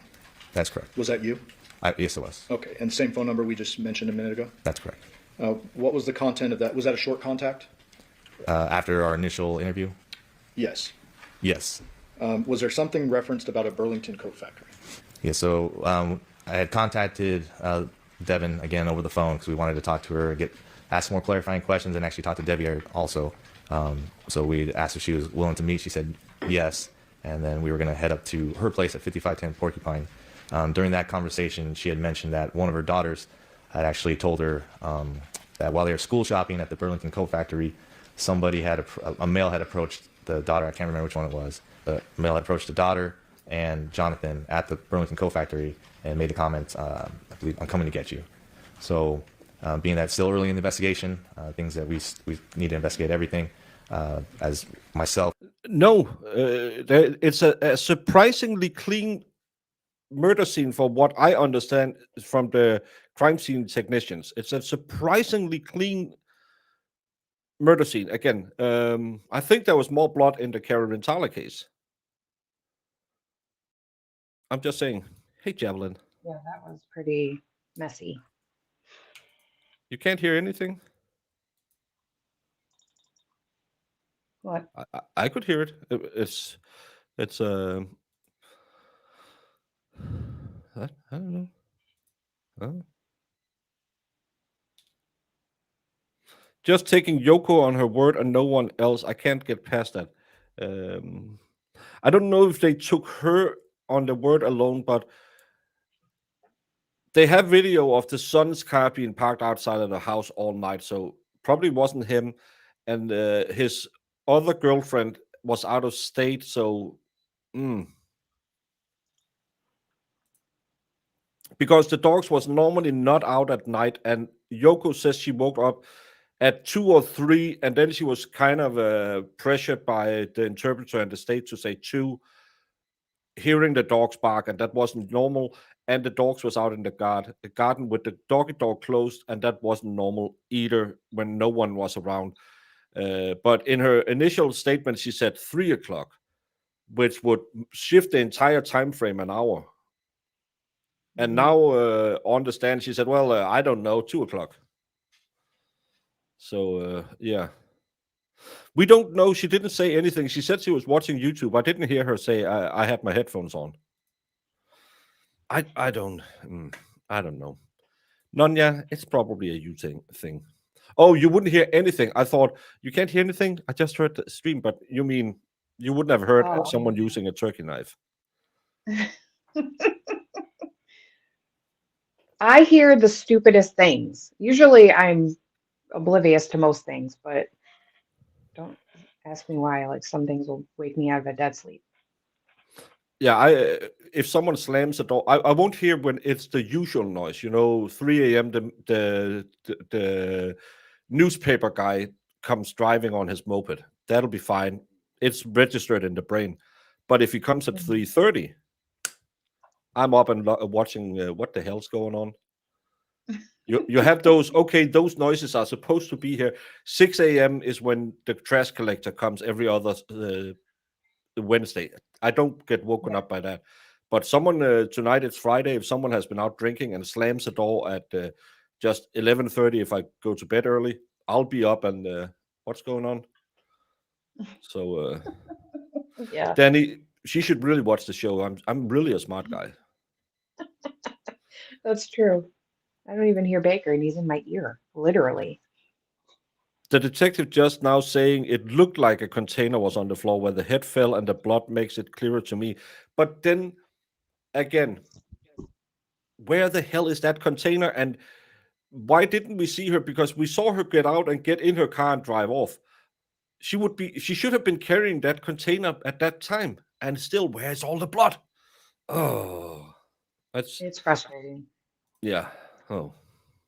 and Detective Skinner are driving to the Porcupine Rim address, we had another detective go to the Burlington Coat Factory that she said that they were at and review video surveillance from that place. And what was learned during the course of that? So the video surveillance was reviewed. I believe Detective Kondratovich, who then relayed to me that at no time did he see anybody approach John and his daughter, and it looked like there's any kind of confrontation at all with anybody at the store. Okay, so something that the defendant mentions it, you attempt to verify it, there's no evidence of it, but you note it for your investigation. Correct. And then did you start heading toward the 5510 Porcupine Rim address? Yes, sir. Who'd you go with? Detective Skinner. As you arrived on scene, did you notice any trash cans out front? Yes. Throughout the neighborhood. Throughout the neighborhood? Correct. Okay. In addition to noting it's trash day and there's trash cans throughout the neighborhood, did you notice anything as you approached the actual home? Yes. Go ahead. So when we're approaching her house, her vehicle, the Nissan Armada, is parked on the left side of the driveway. And at that time, Devyn was already outside. It looks like she was taking things from her car back to the house. So then we follow her up the driveway. And as walking up the driveway, I see a black cell phone on the ground in a spot that typically you wouldn't have to see a cell phone just sitting on the floor. So I take note of that, and it looked like it was either dropped or left there. But at this point in time, we know that we're still missing John's cell phone, so the possibility that could be a cell phone. Take note. I let Detective Skinner know that also, and then we continue to follow Devyn inside the house. And just so we're clear, as you're walking up, I'm not going to pull the photos up, but you said the defendant's vehicle is on the left. Correct. Of the driveway, parked nose in, facing the home. That is correct. Where is the cell phone in relation to her car? It would have been close to the garage on the driver's side of the vehicle, and near the rock landscape that's on the outside of the driveway. The vehicle meaning the Nissan Armada? The Nissan Armada. On the correct. driver's side? Correct. Okay. Why is it that you don't go pick it up right there and you just take note of it and talk to Skinner about it? Because at that point, we want to be able to talk to Devyn and Devier, and we want to be able to not have them know that we have that phone at that point, because we're not sure if it is John's phone, and if it is, then obviously our interviews are going to be different when we talk to them. So if it's actually evidence that we're going to need or use, it's going to be something that we want before we can talk to them and get more information from them. We don't want it to basically have them use that information also now to come up with different a story, I guess, per se, with us. And as a homicide investigator, you are aware that you can't just go seizing evidence without a warrant, correct? Correct. And so even if you wanted to, you couldn't just walk up and seize the cell phone at that time. You would have to get a judge to sign off on an actual search. That is correct. Okay. Did you make contact with Devier? Yes. Where was that? Was it out front, inside? Do you remember? Initially inside the house, and then I conducted an interview with him inside my vehicle. And did you conduct a recorded interview? That is correct. Audio recorded? Yes. Did you notice anything about Devier as you began to talk to him? When we entered my vehicle, there was a heavy odor of alcohol that I detected, and then he actually apologized in the interview at the beginning, saying that he had actually been drinking since he had gotten home, and said he was sorry that he was basically possibly intoxicated. Did he say why he started drinking when he got home? Basically because of the news that he found out about his dad being deceased. And you've spoken to dead people's next of kin and families many times in your career. That is correct. Was that out of the world of reasonableness for you, or what? No, obviously I told him that, hey, I understand what you're saying, or why you've been drinking. It's people mourn in different ways, and that is one way that people mourn is they tend to drink sometimes too. Nonetheless, even though he's been drinking, you still want to talk to him and ask him some questions, correct? That is correct. And you did that? Yes. Again, the jury has gone through a lot of evidence before you testified, so I'm going to just hit a couple of points, and you correct me if I'm wrong. Okay. Generally, did Devier say he had been home all day the day before? That is correct. Did he actually initially say, I was working, and kind of correct himself and be like, wait, is yesterday Sunday, that kind of thing? That is correct. Okay. So he corrected himself. Yes. And then he says he was home the day before, meaning August 6th. That is correct. Okay.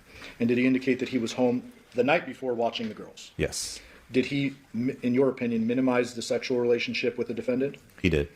And just generally, I'm not going to hold you to precise numbers, but was Devier a bit younger than the defendant? He was. There was a question asked with a prior witness. It might be out of left field with you, but I want to ask you. There was kind of a suggestion made that Devier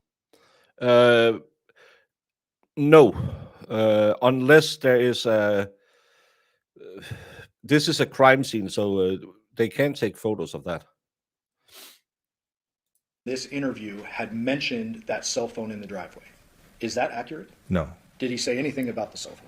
no. As I kind of stated previously, we didn't want to bring up the cell phone and the fact that we had found it or seen it just because we wanted to get information from him without kind of any evidence that he would know about at that time. Okay, so any suggestion made earlier, unintentionally probably, that Devyn brought up that cell phone in the driveway, that did not happen? No, Okay. not in that interview. Devyn at home during the time frame indicate that he worked the next morning and learned of his dad's death via phone calls from family and stuff? That is correct. I'm not going to go into too much detail on the phones because we have other witnesses to do that, but ultimately you did get his CDRs, correct? Correct. Did those CDRs confirm or refute his claim that he was home last night? They confirmed his statement. With the video canvassing, that was done at Porcupine Rim and Paladora, correct? Correct. Was there any video in the area of Porcupine Rim that depicted Devyn's vehicle or vehicles moving away from the scene? No.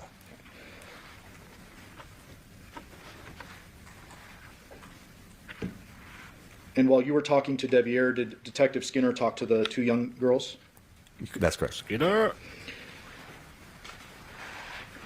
Did you conduct an interview with the defendant, Ms. Michaels, prior to executing the search warrant on Porcupine Rim? Hey, Slidey. Yes. During the course of that interview, does something beep and draw your attention? Yeah. During that second interview with Devyn, there was a Jackal. Republic Services trash truck that had driven by and honked its horn and picking up the trash through the neighborhood. At some point during that second interview, did the girls approach the vehicle? That is correct. Describe that. It was close towards the end of the interview, and one of the daughters came up, and she was holding a black cell phone in her hand. When we had rolled down the window, they basically were saying, "Hey, Mommy, this is Daddy's cell phone. This is the reason why you can't get a hold of him." So then she hands the phone to Devyn, who then we take the phone from her, and then it's given to Detective Skinner. And then basically Devyn confirms that cell phone does belong to Jonathan at that point. Did you note anything particular about the cell phone itself? Yeah, and then we discovered that on the cell phone, the screen is cracked, and then there's apparent blood on the screen at that time. Okay. After this, do you end up getting that search warrant through a judge for the Porcupine Rim address? Yes, And did that include the Porcupine Rim address itself as well as the cars? that is correct. All the vehicles? All vehicles on scene. Did that include a work van? Yes.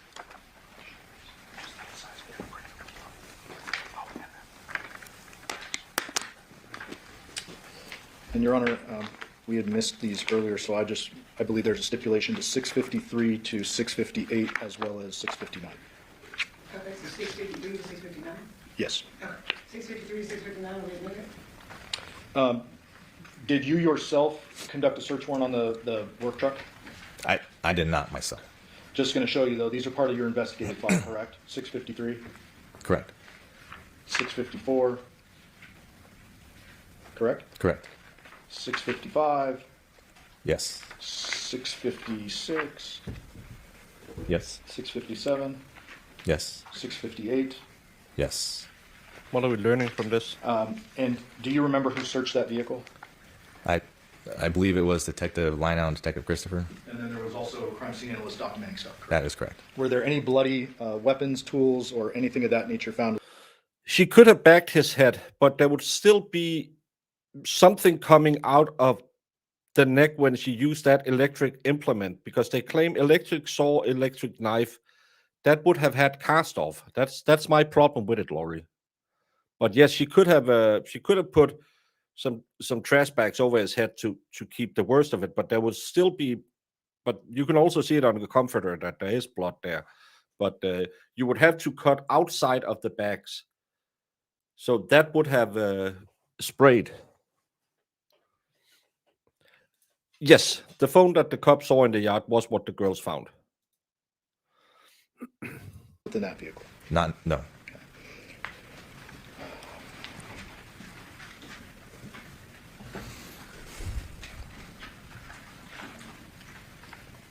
She only went to the CVS drive-through window, and then she went straight home. We saw the route. It was a 13-minute drive.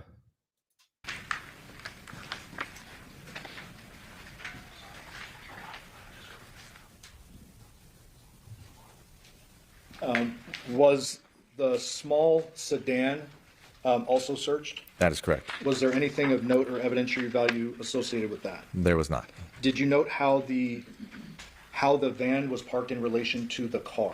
Not the Nissan Armada yet, but the small sedan. The work van that Devyn said that he was the one using, yeah, it was parked partially in front of the Honda Civic, and we just kind of took note of that. It's strange because there was a lot more room on the street to be able to park, to where there wouldn't be any reason why you would block the vehicle. Was the Nissan Armada searched on scene or no? Not on scene, no. Was it sealed on scene? Correct. States 250, is that the Nissan? It is. And 248, is that a different angle of the Nissan? That's correct. So earlier you were describing where that cell phone with blood and cracked screen was found. Is it over here to the left in this photo? That would be correct. Further off? Close to the rock landscape out there. Got it. Did you observe anything about the Nissan itself? When you first looked at the Nissan, it looked freshly cleaned on the outside, like it had been ran through one of the car washes that you just drive through, because it was clean, but yet you could still see like the water stain marks on it still. 251, this is a better photo that actually shows the rock. So it was over, was it this way more toward the driver's door, or? Sorry. Don't click or the judge will yell at you. Okay. It'll be on break while we have to. You can toggle over, but don't click. So it would have been somewhere around this area right here. Okay. And for the record, you're just pointing to the small gap of rocks we can see in 251. That is correct. Yes. I think they identified him with some tattoos.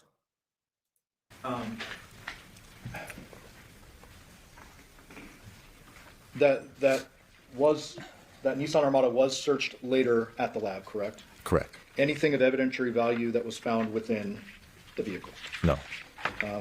Did you obtain? Harry, you were so right with the interview yesterday with the translator that we had missed because I jumped a day too far ahead. Something was very fishy in that testimony. I don't know anything, but didn't you say 3? I don't know. 2. But it's like Carol Roberts in the Karen Reed trial. She changed everything she said. A search warrant for the Nissan Armada's infotainment center. We did. And did you execute that warrant and one of your detectives pull the infotainment system with data out of it? That is correct. Ultimately, did you review that pretty thoroughly? Yes. That data associated with that? Correct. Was there anything of note related to that as well as the victim's phone? In reference to the actual information taken from the vehicle, we got location data from there. So it showed from when it left Porcupine Rim and then went back to Pauladura, and then we had it leaving Pauladura middle of the night around 2:04, I believe, and then heading back to Porcupine Rim. And then with our, are you saying about our victim's cell phone? Yes. Later on, we were able to figure out that his cell phone had left the same time as the vehicle, which for us would say that Devyn was in possession of his cell phone at the time when it went back to the Porcupine Rim address. Did you also, in addition to all the vehicles, search the home at Porcupine Rim? Correct. I want to show you 659. I can't remember if we had marked this earlier, so I just added it. Do you see some samurai swords here? That is correct. Anything of note about those? There was no blood that we saw on there, and they look like movie prop replica souvenir type samurai swords. Okay. So no blood on the blades at all, correct? I don't remember specifically on the blades, but I just know that when I was told there was no blood found on them. On them. Okay. Garage. Do you go into the garage at some point? Yes. Do you? Does somebody find some Ring cameras? Yes. And do you remember where those were found? I believe they were in a bag on top of one of the trash cans. Did you inspect those for an SD card or like an internal storage device? That is correct. Did you find one? We did not. Did you obtain a search warrant for the footage from Ring associated with those cameras? We did. And what did you do with that? After we submitted the search warrant to Ring to get any video from that actual system, waited for the records, and then we were advised from Ring, which I believe is Amazon actually, because they're owned by Amazon, advising that there was no actual video recordings available. Did they have any information to give you? I believe it was just a subscriber info, which I can't remember if it came back to Jonathan or to the actual house. Okay, but subscriber info is just paper. Correct. Saying who It's- has the account. Exactly. Who was in charge of the account? There was no video footage with those cameras, No. according to Ring or Amazon, I guess. Correct.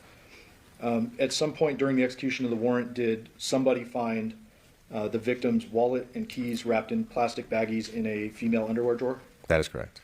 You took note of that as well. We did. Was there ever a No, they did inspect them. I can't remember if that's going to be testified to. I saw testify. They didn't observe anything unusual with the swords. It's not his job to test them for blood. That's the crime scene investigator's job. He is the detective. His job is to gather information, and then the technicians will come in. I can't remember if. No, it's going to be the beautiful crime scene detective. She's going to come back and testify about the swords and say there's nothing untowards with them. white female tank top found during the execution of the warrant? There was not. Any black and white Nikes with a large white swoosh along the side? We did not. Why were the keys important if they were? The keys that were found inside the bag that was tucked away, hidden in the drawer, were important due to the fact that they were the truck keys to Jonathan's vehicle. So Did you learn something after the arrest of the defendant related to those keys?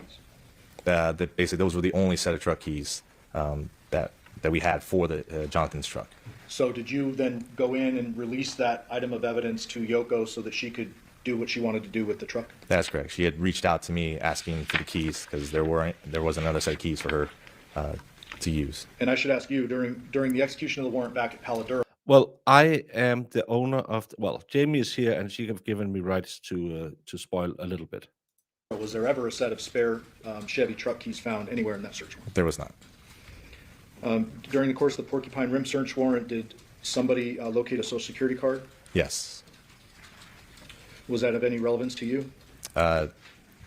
Not really any relevance. She had told us that Jonathan had given it to her, and it was found in her purse, which she did say that she had in her purse. Okay. Is it a fair deduction that if someone wanted to make changes to custody or school paperwork, they may need the Yes. The They would Social need a social Security security card, probably the ID, and any other kind of identifying information for that person. Did you locate guns inside the home? We did. I believe you previously testified that the scene didn't appear consistent with gunshot, but do you take note, document all those guns, etc.? Correct. Pictures are taken and documented of the weapons that we found, but like we said earlier, there was no evidence at that point to say that a gun was used, so they were just noted and documented. And ultimately, at this particular scene, are there 11 electronic devices that are taken and later analyzed by digital forensics? That is correct. One being the victim's phone that was in the driveway. Yes. Was one of them Devier's device? Correct. Another one, the defendant's device? Correct. And then any other electronic devices you or anybody else found during the search warrant? That is correct. After the search warrant is conducted, or while it's still going on, do you conduct what'll be the third interview with the defendant? Yes. During the course of that interview, were you receiving information from your fellow detectives that were still inside? That's correct. One of those things being they found the wallet, the ID, the keys, and that? Yes. Did you ask the defendant during this third interview about whether John's wallet would be at her house? I did. What did she say? I had asked her, I think I actually had asked her if she knew where John's wallet was at, and she had told me no. Okay. Did you then go a little bit further and ask her about, or I guess confront her with the fact that you had found it in the house? We did. And what did she say about that? And she had mentioned that she had multiple wallets of his with other IDs in it when we confronted her about also the ID. And then we had also talked to her, basically confronting her about that. Well, it's the most current ID. Why would you have that? And she really didn't have an answer for us for that. I'm going to ask you a very important but specific question. Who is it in this interview that talks about the wallet being wrapped in plastic bags? She was, Devyn. So she volunteered that info. That is correct. You did not tell her the wallet was found wrapped in plastic bags. We did not. Did you ask her, or you or Skinner ask her about the timing of when this would have allegedly been tied in the plastic bags? We did. And what was the response, or what did you take from that? What she had told us had been with the keys for the truck being in the plastic bag. Her time frame wasn't making sense, just due to the fact that she had told us that when Jonathan had given her the bag and then had dumped stuff in there with the wallet and the keys, it was between the time frame of 8 and 9 o'clock, and then they had still driven from Paladura back to the Porcupine Rim house. And so at that point, she said, when we went back to that house, that's when I had put the plastic bag in my drawer, and then we drove back to Paladura, which we know now also that couldn't have been possible since it was his truck keys that were actually in there. So that couldn't have been the time frame that he had given her all that stuff. Did you attend John's autopsy? I did. Did you notice the obvious very large neck injury? Yes, I did. Other than that, were there any bleeding injuries on John's body at all? There was not. I want to go back to video surveillance for a moment. It's fair to say that dozens and dozens of homes and businesses were canvassed for surveillance. That is correct. And there are lots of hours of footage and data to comb through. Yes. You, I would presume, can't do that all yourself, correct? That is correct. And so we've previously had a detective testify about a lot of that, but I just want to hit a couple of points with you. Okay. You are generally familiar with the surveillance? Generally, yes. Generally. So was there footage taken from a Terrible's near the Paladura address? Yes, there was. Did that footage show the defendant and John alone leaving the store around 10:11 p.m.? It did. Was there a bunch of footage taken from the Paladura neighborhood itself? There was. Was there footage from 2699 Fan Palm? Yes, there was. And do you remember if that one was a fixed camera? I believe, yeah, it was a fixed camera that recorded, constantly recorded. Was that, did that show the victim's truck arriving in the neighborhood about 10:12 p.m.? I believe so, yes. And that would have been consistent with the distance from the Chevron? It would be. So if they leave Chevron at 10:11, it's real close by. Correct. The Chevron was located just around the corner from their house. 2696 Paladura, was there footage from that? Yes. And was that, if you're facing the homicide scene, is that the home to the right? Yes, it would be. Okay. Was there a clip of that that you observed that showed the headlights arriving consistently around that time the Chevron video ends and all that? That's correct. And that showed two shadows getting out what appeared to be the truck? That would be correct, yes. Around 11 a.m. 11 p.m. was there footage from that camera showing a figure put something in the Nissan, turn it on, and then move it forward a little bit? Correct. And then based on where you know that the truck was the next morning, did it appear that the Nissan moved nose to nose with that truck? It would have, yes. And fair to say that once it goes off screen, you can't actually see it? No. That same camera, was there an activation at 2:04 a.m.? Yes, And does that depict generally the Nissan backing up and leaving? that is correct. Video from Porcupine Rim. So we're moving now to Porcupine Rim. Was there a couple of videos that showed? Kelly DD, no head has been found. No tools to remove the head has been found. Devier's work van parked behind the sedan. Yes. And did it appear that No, in Nevada, you can opt in or opt out. work van stayed in the same spot from night to morning? That is correct. Was there video taken from 6505 Taylor Creek? Yes, And was that a motion activated camera? that was. Did it appear to you that the motion settings or the sensitivity was kind of weak on that one? Yeah, and I believe I was told that it only activated when there's some kind of movement around the front of the house. The house itself that it's on? Yes. Okay. Okay, 6621 Gray Jupiter, was there a fixed camera on that? Correct. And was that one continuous recorded and not motion activated? It was. And is that positioned essentially at the only vehicle entrance and exit to the neighborhood? That is correct. Does that show the victim's truck leaving at 9:29 p.m. on the 6th? Approximately, yes. Does it also show the defendant's Nissan Armada entering the neighborhood at 2:39 a.m.? That is correct. Does it also show Devier's work van leaving at 7:31 a.m. for the first time? It does. There's a road that's behind the Porcupine Rim address. Is that Rebecca?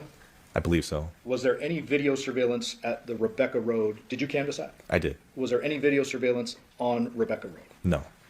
There's also a CVS that was mentioned. That's correct. Devyn had told us that when she left the Paladura address, she had driven home, but prior to getting home, she went to pick up her, I think, child's prescription at the CVS. And then she gave us the specific place, the specific address to the CVS. And you follow up on that? I did. And was there video showing? As you can see, Brandon sucks dong. It's a Friday, if that's what you're doing. Brandon, I don't know if it's that hobby you want. The defendant in the drive-through prescription line at 2:28 a.m. Correct. Was there anyone else seen inside the vehicle other than the defendant? We did not see anybody else in the vehicle. Okay. At some point in time, you and your fellow detectives make the decision to arrest the defendant, correct? Correct. After her arrest, is there another interview conducted by detectives Christopher and Lineout? That is correct. Okay. You did not witness that, so you can't speak to that, correct? I did not. Did you receive from them, without saying what it is, but did you receive from them after the interview like a one-page handwritten drawing? Correct. After that, do you conduct a whole bunch of follow-up investigation and start receiving information and analyzing it? That is correct. I want to talk about the Burla real quick, Burla being the Nissan Armada's infotainment. Yes, Did that particular item of evidence show pinpoint GPS tracking? it did. And did that suggest that the defendant's Nissan Armada left the scene at Paladura at 2:04 a.m.? It did. Did you also do a whole bunch of follow-up with call detail records? We did. And I believe you mentioned this previously, you obtained the CDRs for Andrea Reyes. Yes, Did those rule her out? they did. And those showed her up in a remote area far away from the scene? Yeah, I believe in Oregon. Did you obtain call detail records for the victim's phone? We did. And would that be phone number 702-561-9242? Does Correct. that sound right? I believe so. Those call detail records for Jonathan's phone, did they suggest that his phone kind of went inactive after around 11 p.m. on the 6th? That is correct. And then they show that that phone pops up at Porcupine Rim the next morning. It did. This guy did participate. Him and, was it Skinner? The tall blonde one? Both participated. Did you also obtain Google data separate from the CDRs for Jonathan's device? That's correct. And is that what you mentioned earlier, that at 2:04 a.m. it showed traveling the same track as the defendant? That is correct. Did you obtain CDRs or call detail records for the defendant's main device? Yes. Would that be 702-677-4430? Yes. And you yourself talked to her on that number, correct? That is correct. And was the CDRs on that consistent with what we've talked about with the Burla and the Google data? Correct. They all matched up together. Did you also obtain CDRs for Devier's device? We did. And was that 707-628-1336? Yes. There's a subscriber sheet that comes with that. There is. And there was a man, I believe it was Joseph Sands, listed as a subscriber. He was. Did you do any research into Joseph Sands and the address on the subscriber sheet? Yeah, we discovered with that same address it was Vacaville, California. Also living there was a female named Arminthia Sands, which is what Devier told us that's his mom.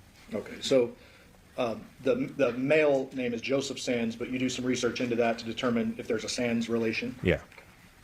Did the location data in Devier's phone suggest that he was home all night at the Porcupine Rim residence and doesn't leave until he goes to work the next day? That's correct. Did you cause various items of evidence to be submitted to the forensic lab for further testing? We did. I want to talk to you about fingerprints real quick. Did anything of note come back on fingerprints for either the defendant or Devier at the Paladura residence? No. Did a couple of things come back for the victim at his own home and Yoko at her own home? Correct, which we would expect. Okay. With regard to DNA, did you obtain or were you able to obtain a search warrant for the defendant's buccal swab after her arrest? That is correct. And you can't just go swabbing people, you have to get a warrant for that, correct? Correct.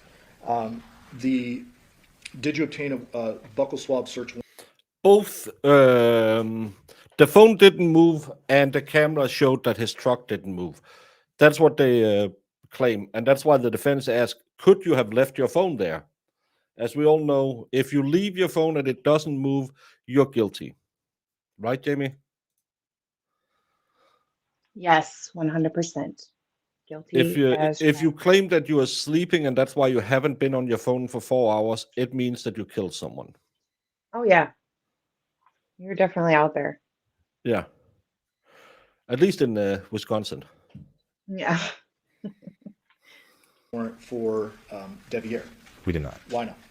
At that point, he had been ruled out as a suspect, and there was no probable cause for us to actually get his DNA.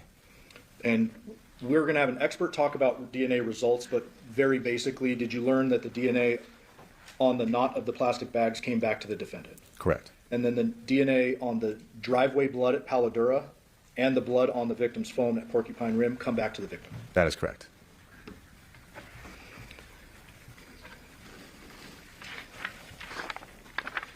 The detective, I'm almost done with you. Just one little last line of questioning here.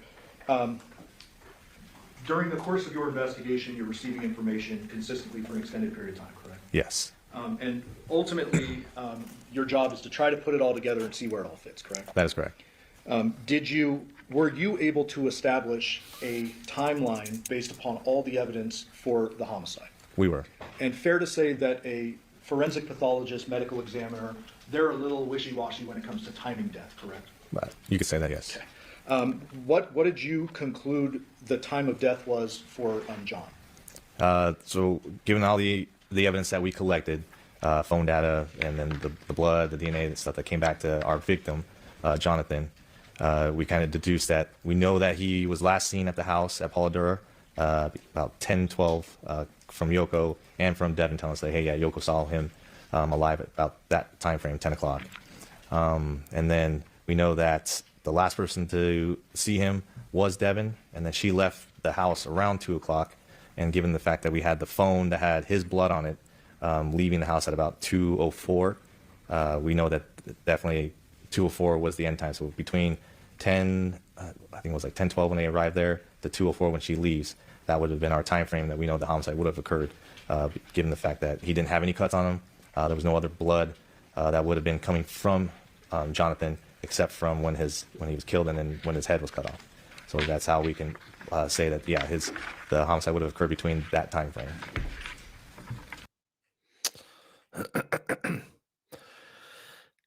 On Fridays, we do biceps because if you want to make a thick midget fidget, play Malaysian turntables, take off without her digits, your arms better be effing swole. I did do triceps today, so no biceps, only triceps. It was chest day before I went to the Cougar Club and danced with all the ladies. And a Malaysian turntable is, if you want to find out what it is, it's on Urban Dictionary. It is, if I remember correctly, a reused Brandonism, but it's actually one of the better Brandonisms. It's not as despicable as the other ones.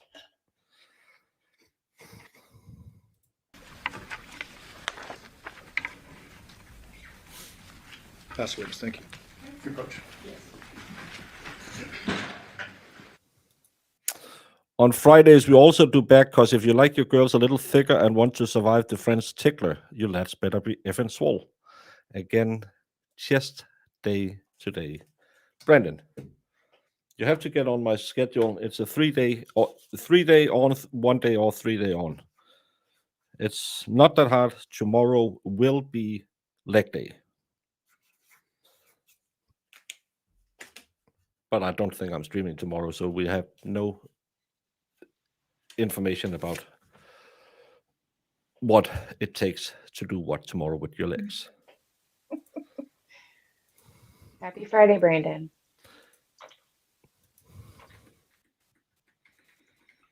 I'm glad that you made it through the night. Yeah, no ocean tripping going on. No. Going back on break. C 377-239, state of adverse to death department. Begin your cross-examination. Thank you. Good afternoon, Detective. Good afternoon.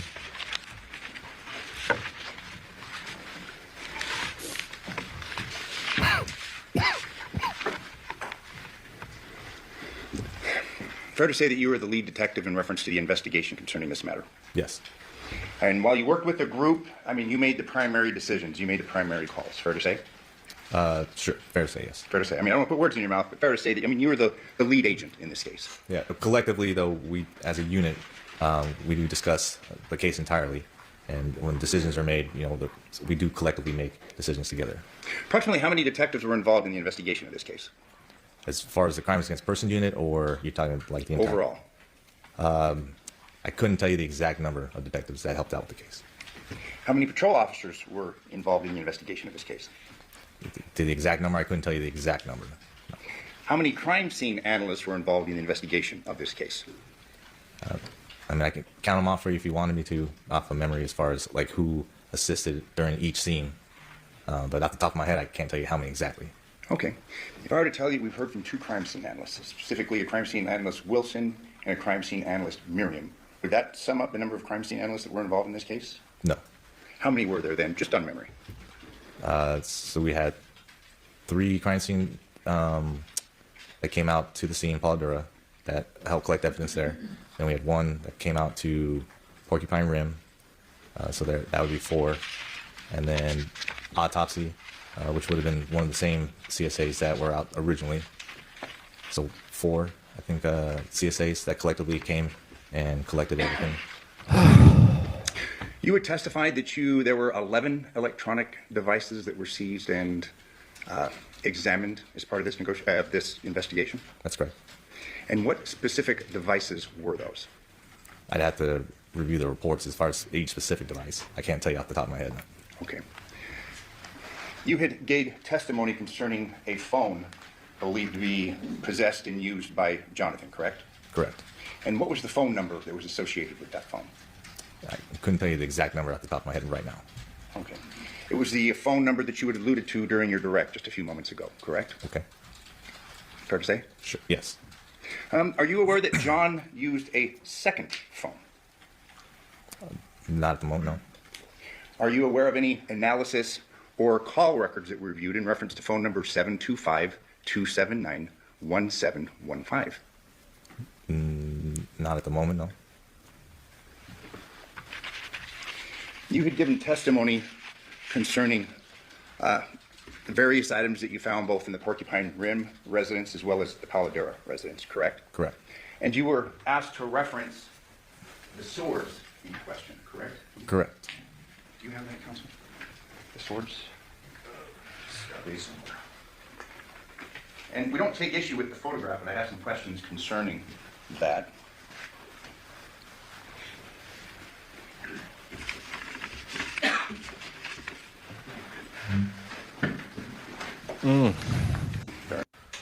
It's Exhibit 6, a testimony concerning that were found in the Porcupine Rim residence, correct? Correct. You had testified that there was no blood on the blades, but all we have is this photograph of the swords, correct? I believe I said that I wasn't positive as far as being blood on the blades, but as far as when we examined them, which I didn't examine myself, but was told that there was no blood or any type of evidence on them that we believe was evidentiary value, and that they looked like prop collector stuff items. These weren't No, I just skipped over. He introduced an exhibit. We are talking about the sword right now. seized as part of this investigation, correct? They were not. They were not preserved or kept impounded in evidence, correct? They were not. So basically we have this photograph of these 3 swords, correct? Correct. And your testimony is that, well, I think you said, I don't think there was blood on them, correct? No, I believe that I was told that there was no blood on the actual swords. And who would have told you that? The detectives that were conducting the search warrant at the time. Detective Lippisch, we heard from him earlier today, would have been Detective Lippisch. I'd have to go back and see who was at the house on the first search warrant at Porcupine Rim. Fair to say we don't have any photographs wherein the blades are shown or preserved for a later hearing, like the trial. That's correct. No swabs were taken of either the blades or the handles, correct? Correct. No analysis, forensic analysis was done of these blades, correct? Correct. No fingerprint analysis was done on these swords, correct? Correct. Including the blades. Correct.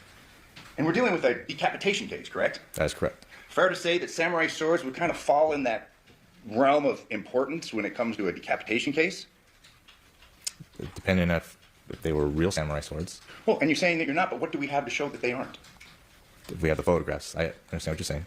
Yeah, I mean, we have these photographs. We don't have a photograph of the blades, do we? But correct. We don't have any analysis concerning the steel of which the blades presumably were made, correct? Correct. We just have this photographs of the swords, correct? Correct.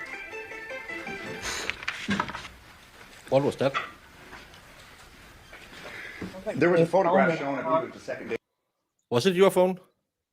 No, I said it was in the court. That was weird. I was sitting here thinking, did something start somewhere on my PC? But it's not. Anime says, I still want to know how this guy died. He was obviously dead before decapitation, no real indication of struggle, and no evidence of drug overdose. If he died from a medical issue, that neglects the murder charge. Well, allegedly, she has confessed that she slammed him over the head with something, and Yeah, like a that's what, candlestick or something. yeah, a candlestick or something. It was the former Cornstar in the bedroom with the candlestick. That's what I thought of the minute I said it. Yeah. Hey, Wiki. Don't know if you have missed anything interesting. I think it's more that the puzzle pieces keep not really making the final puzzle. And I think the defense is really trying to make these samurai swords something, and I don't know if it's working. Well, if you take it out and there's no blood on them, there's no reason to document them. It'll just be a nothing burger. A trial concerning the bathroom area of the Paladura house, the downstairs bathroom. Do you recall? Do you know? Have you reviewed it? I've seen the crime scene photos, yes. Was there any analysis done inside that shower? Off the top of my head, I couldn't tell you. I would say that there probably would have been. I couldn't tell you off the top of my head right now. You're not There in was analysis church. done. You don't believe. No you know. swabbing the interior of that shower, presumptive test, blood, nothing? That you would have to ask the CSAs that were conducting the processing of that house. No DNA swabs submitted for further analysis of the contents of that shower? Like I said, I wouldn't be able to tell you if it was or if... No, we didn't submit any swabs from the shower. I can tell you that. Okay. You had testified that no guns were impounded through the course of this investigation, correct? Correct. And that was because I believe your testimony was that nobody had said anything about hearing a gunshot, correct? That was part of it. It was also given the fact that we didn't have any bullet impact marks inside the house. There wasn't any blood spatter that you would believe to see from a bullet going through somebody anywhere inside the house. And then the fact that nobody had actually heard a gunshot or was reported gunshot. So that was all part of it, correct? You had testified that when you came across the body, you had noticed that there was not that much blood found, correct? Given the circumstances. Given the circumstances, I thought that there'd be a little bit more blood there.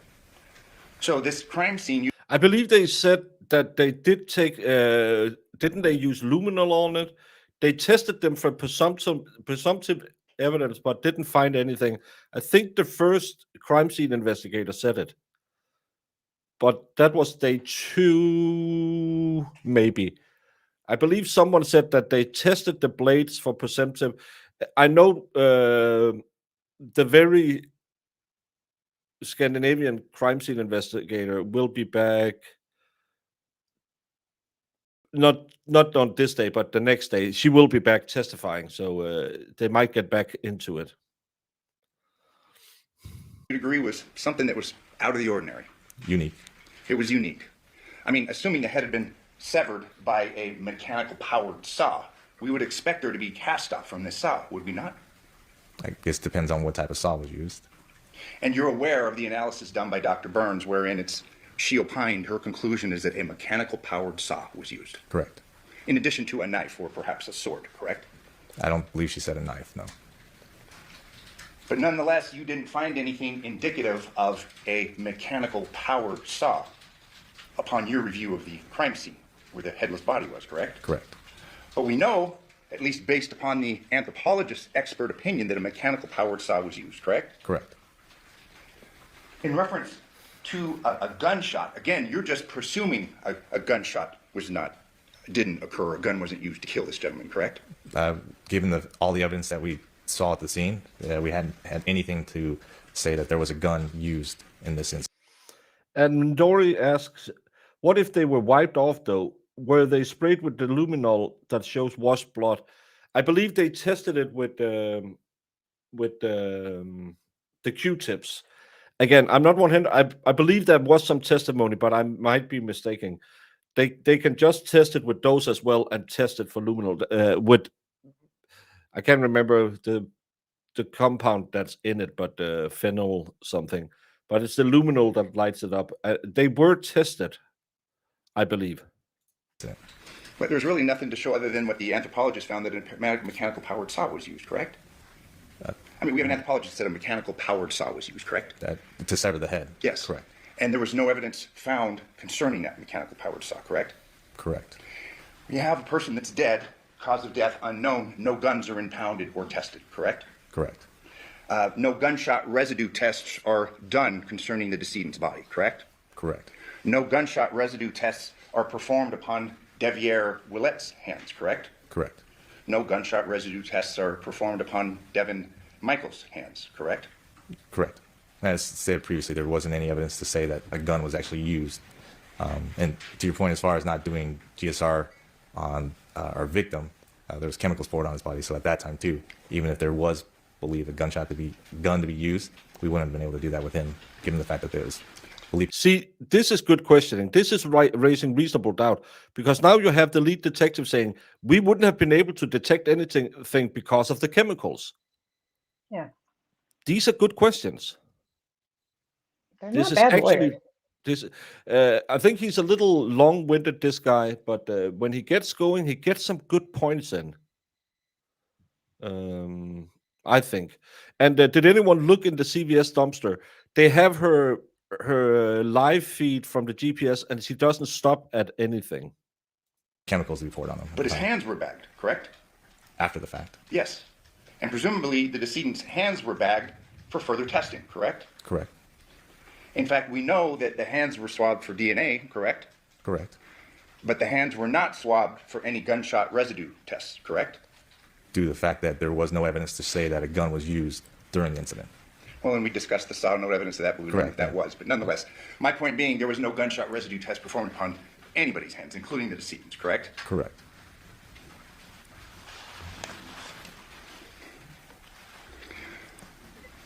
You were present during the collection of evidence at the Palladura residence, correct?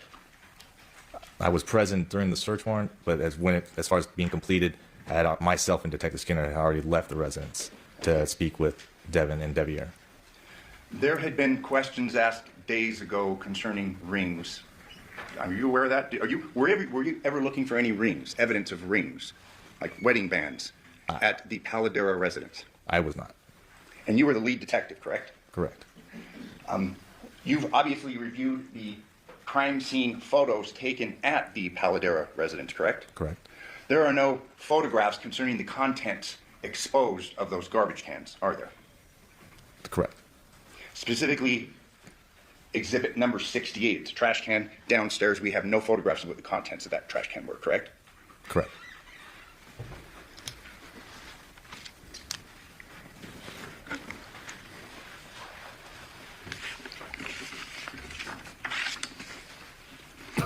In reference to electronic devices, I'm going to show you what's been marked and divided to states exhibits 284 and 287.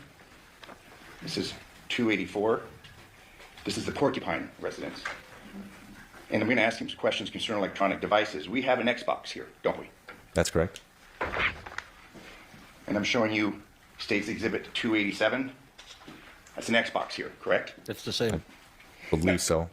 I couldn't tell you just looking at that picture right there. There's also a stream deck right You here. agree in the course of the investigation, reviewing text message and otherwise, Devyn Willette was a gamer, wasn't he? I don't remember saying that. Okay. You're not aware of text, he's gaming. Brandon says, this guys eat Spanish moss all day, 24/7, 365, at number 6.7 inches, maybe.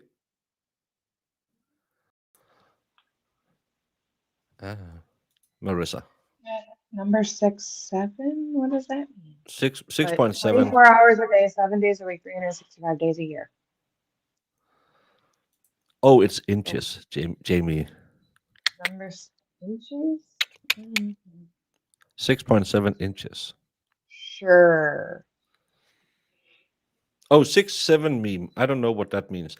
I am 27 years old. I don't know what 6'7" means.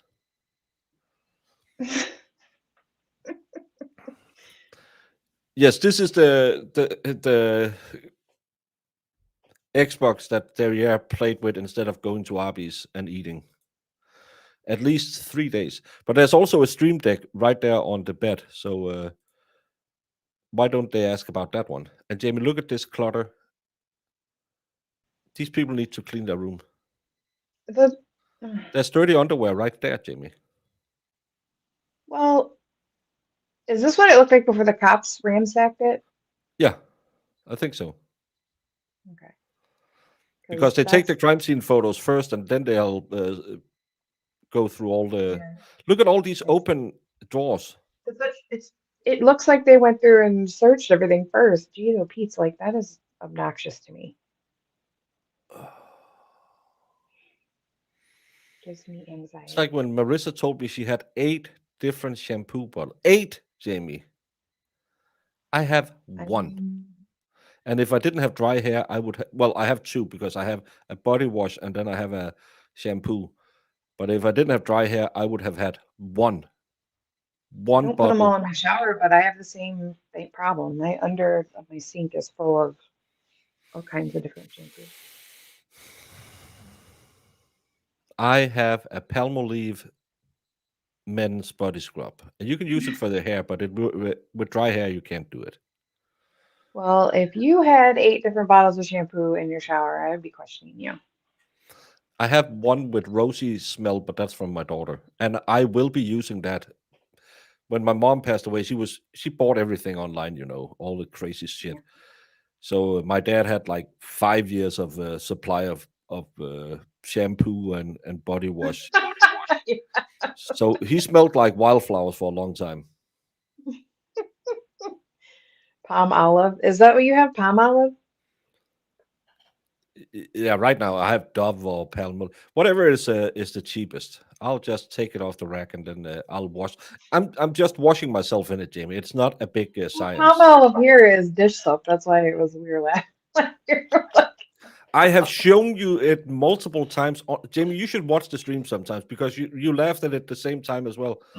Complaints from Devyn concerning him playing all the time. What stream? I don't know Remember what that? stream you're I'd talking have to review the text messages. That's an electronic device, correct? Correct. And you're aware that gamers are able to communicate with one another through a game platform, like an Xbox. Correct. That Xbox was not seized or analyzed for potential evidence, was it? It was not. So you'll agree with me that all of the electronic devices were in fact not seized or analyzed through the course of this investigation? From your definition of electronic devices with the Xbox, yes. Not all of them were collected. That one in particular, in the room that Devyn and Devier shared, that was not collected, correct? I couldn't tell you if they shared it or not, but that one was not collected, no. You were asked concerning tennis shoes, shirt, shorts that presumably Devyn Michaels was wearing the night of August 6th, correct? Correct. This search warrant at the home was executed on August 7th, 6 p.m., give or take? Approximately. She had given an interview at 7:55 p.m. wherein she had discussed being in the terrible Herbst with Jonathan, correct? Correct. The video that we saw from a prior witness, that was collected by Detective, I believe, August 11th. Does that conform with your recollection? I don't know the exact date it was collected, but it would have been after the search warrant. After the search warrant. So when we heard testimony from crime scene landless Miriam concerning, well, shoes weren't recovered, shorts weren't recovered, this search was going on when shoes were not being looked for, correct? The search occurred prior to your learning about the video and what Devyn was wearing, correct? Correct. Or we had video from the Burlington Coat Factory, and I believe pictures that were being sent from the other detective that reviewed that video. So all we had at that point, I think, was the dress that we had actually seized from the residents at that time. Let me ask you about that. Since we're on that point, do we have copies of this Burlington video that's been referenced to? We do not. You didn't preserve that, did you? We did not. So we've heard testimony concerning, we're basically discrediting a story where someone comes up to the daughter, but we don't have the benefit of that video to review, do we? No. There are a couple of photos that were taken in reference to the Porcupine Rim search. I'm going to show you what's 265A. Or I'm sorry, it's just 265. We do see a couple of tennis shoes here, don't we? Black with white soles. Yes, Those were not collected through the course of this search warrant execution, were they? they were not. I'm going to show you what's been admitted as state's exhibits, exhibit 291A. Presumably this is a closet in the Porcupine Rim residence, correct? Correct. We have tennis shoes up here, don't we? That is correct. But those weren't collected or put into evidence, correct? They were not.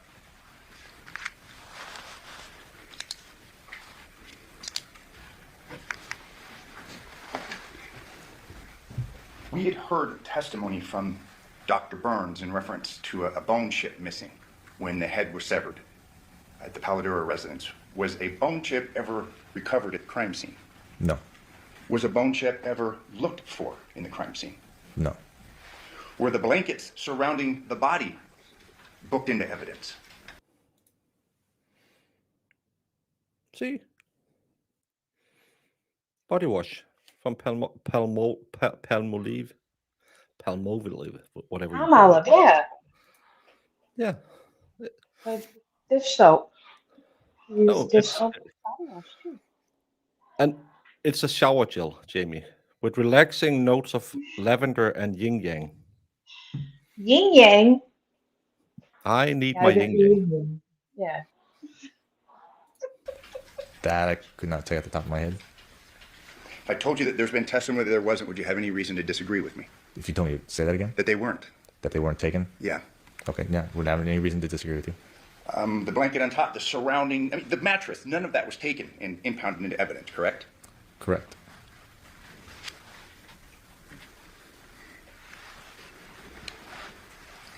There was testimony from the last witness elicited concerning footprints in the backyard of the Paladura residence.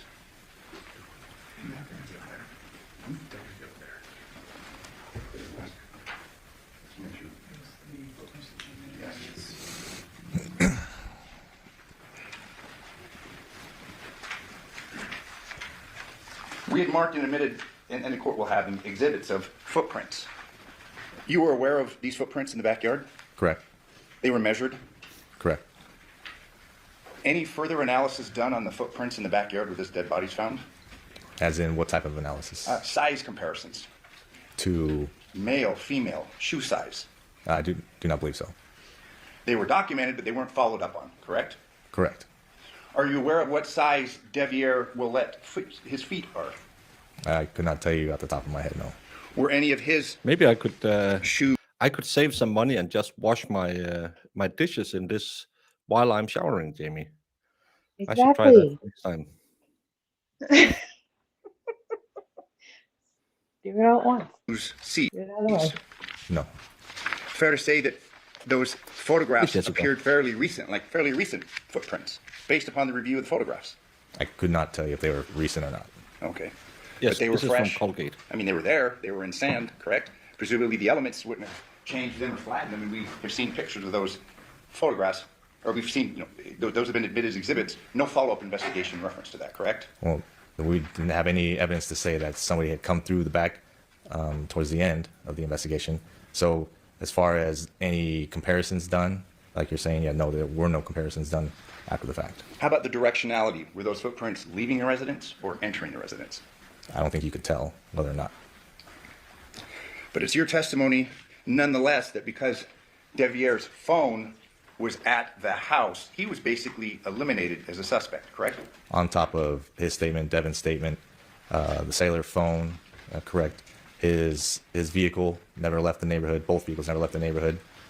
We deduced, yeah, that he and the girls were there at the house that he had to watch. But the girls were asleep, correct? The girls were, I mean, they're going to school the next morning. That is fair to say. The girls were going to school the next morning, correct? Correct. Girls weren't up all night, were they? I couldn't tell you if they were up all night or not. I just know that there was a text message also from Devier to Devyn stating, I think it was around 10:30ish, where he said that he was going to sleep and the girls were already asleep. But we don't know whether he stayed there or not. His phone stayed there. We don't know if he stayed there, do we? given all the video surveillance, given his phone, vehicles, nothing left in the neighborhood, we could say that he didn't leave there. There was a walkway, and we addressed it with the last detective. One house over from the Porcupine Rim residence, correct? One could walk out of the neighborhood and not be seen. Fair to say? Correct. He could have gone over the back fence because it was on Rebecca. It butted against the street, correct? Correct. There was a presumption that perhaps someone had driven, but again, the video coverage of the Porcupine Rim residence was not perfect, was it?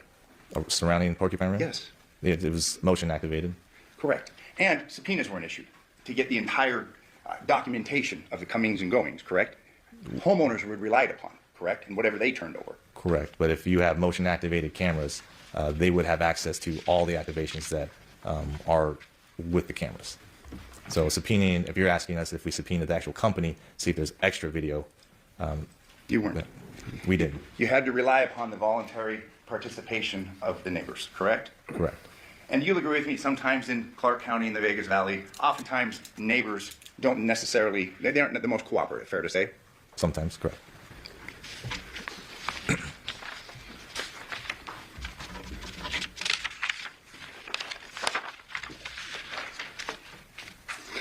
In reference to the analysis of Devier's phone, while that phone was at the Porcupine Rim residence, there wasn't any activity on it during the night, correct? Activity as far as what? Anything on the screen, apps, things being done. Are you aware of that? That I couldn't tell you. If a phone is left and a person crosses the valley, if there's no activity on that phone, that would be consistent that the person isn't with that phone, correct? Say that again? Yeah, if a phone is left, let's say a person leaves his residence, okay? Let's say Devier leaves the Porcupine Rim residence and goes to the Paladera residence and he leaves his phone behind. You wouldn't expect for there to be activity on that phone, correct? Correct. And the lack of activity on that phone would be consistent with that phone having been left there, correct? Correct. And Empire says, I tried washing my dishes whilst I showered. Now my neighbors think I'm running a Michelin-star restaurant in the bathroom. You could probably do that.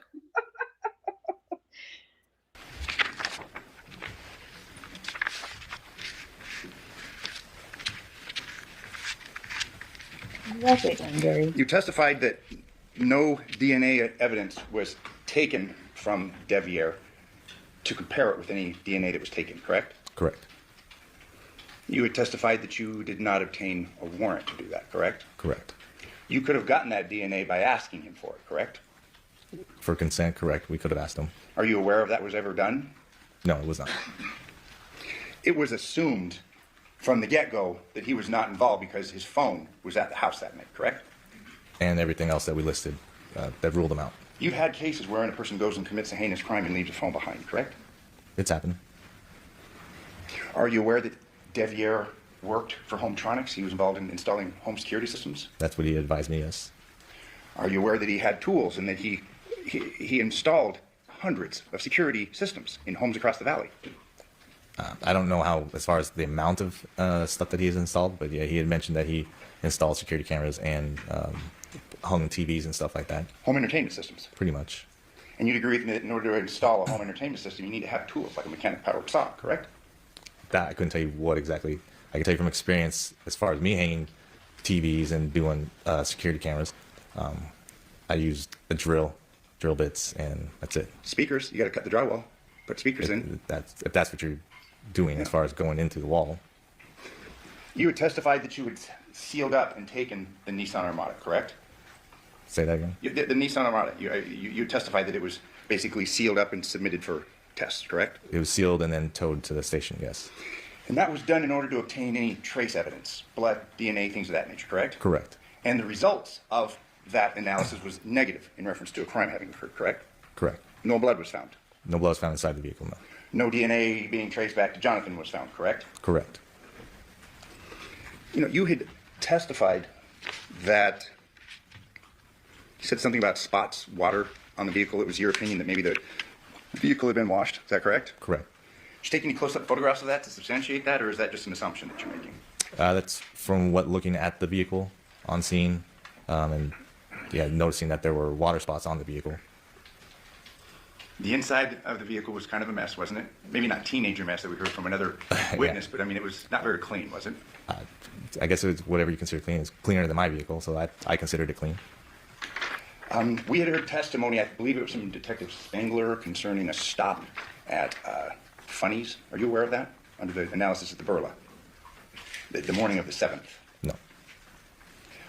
We'd heard testimony, I think Detective Spangler had referred to it as Burla, or I'm sorry, through his analysis, is like a Funny's car wash, but Funny's is a gas station, isn't it? I couldn't tell you. I'm going to show you what's been marked as Defense Exhibit X3. Funnies We're is going to weird. publish Did you say X3? X3. Okay, X3 will be in a minute. No. As you can see in the ticker on the bottom, we are on replay. This is Funny's. There is a car wash off to the side. There's also gas pumps, correct? Correct. As far as the analysis of the location of the vehicle, are you aware that it's consistent with being at a gas pump versus a car wash? Like one or the other. Yeah.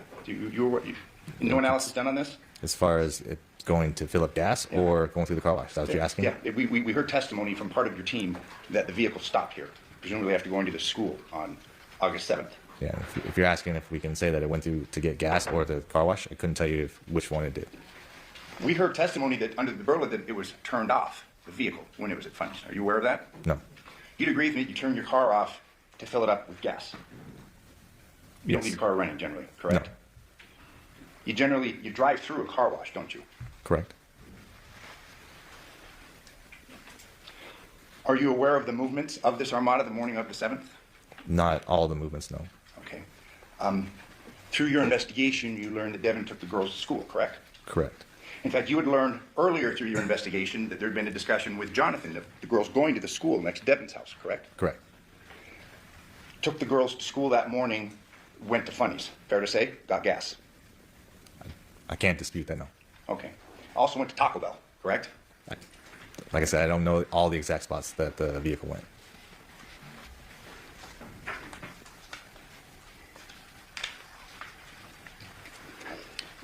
You had given testimony in reference to the wallet belonging to Jonathan's Social Security card. You recall that testimony? Yes.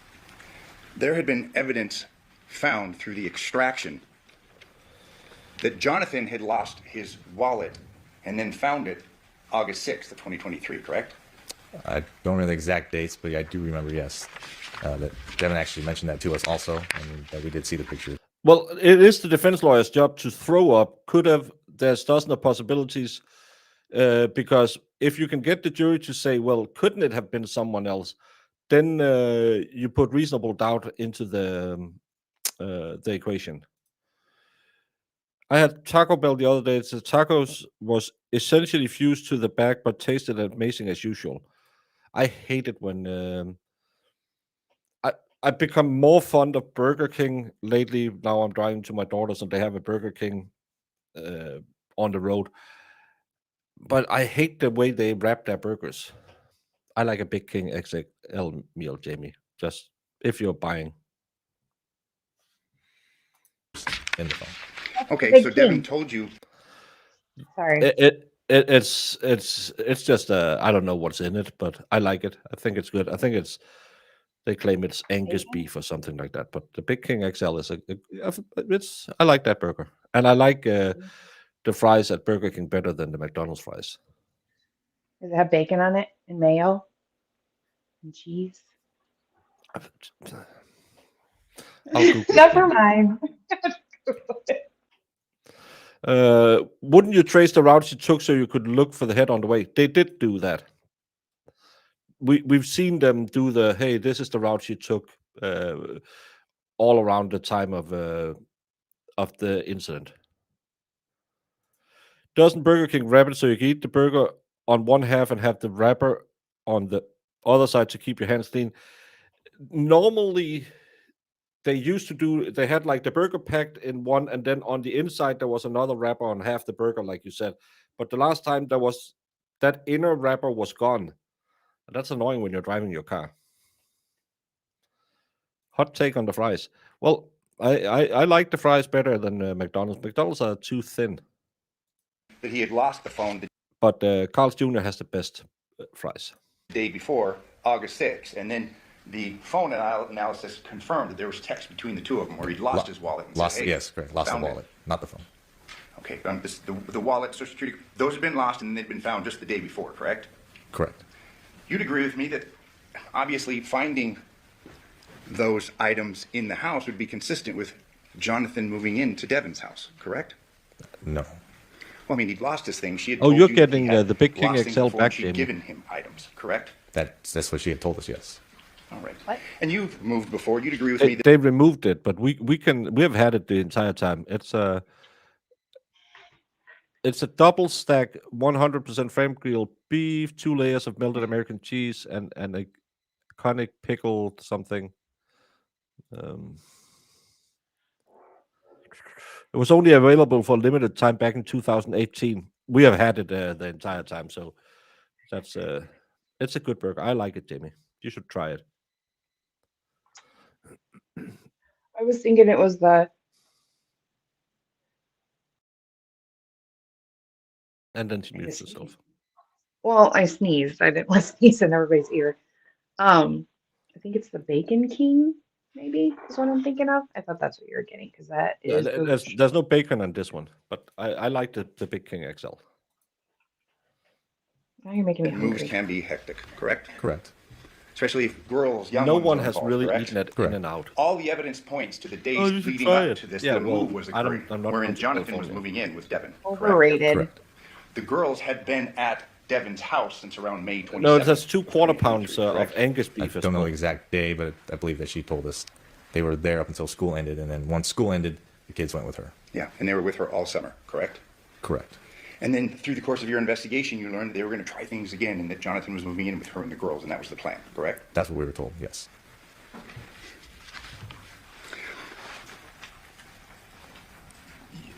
Through your investigation, walking through the house at Paladera, there are empty alcohol bottles, correct? Correct. Through the course of your investigation, you learned that Jonathan was a drinker. Correct. Through the course of your investigation, you'd learned that he had been drinking throughout the day of August 6th. That's what we were told.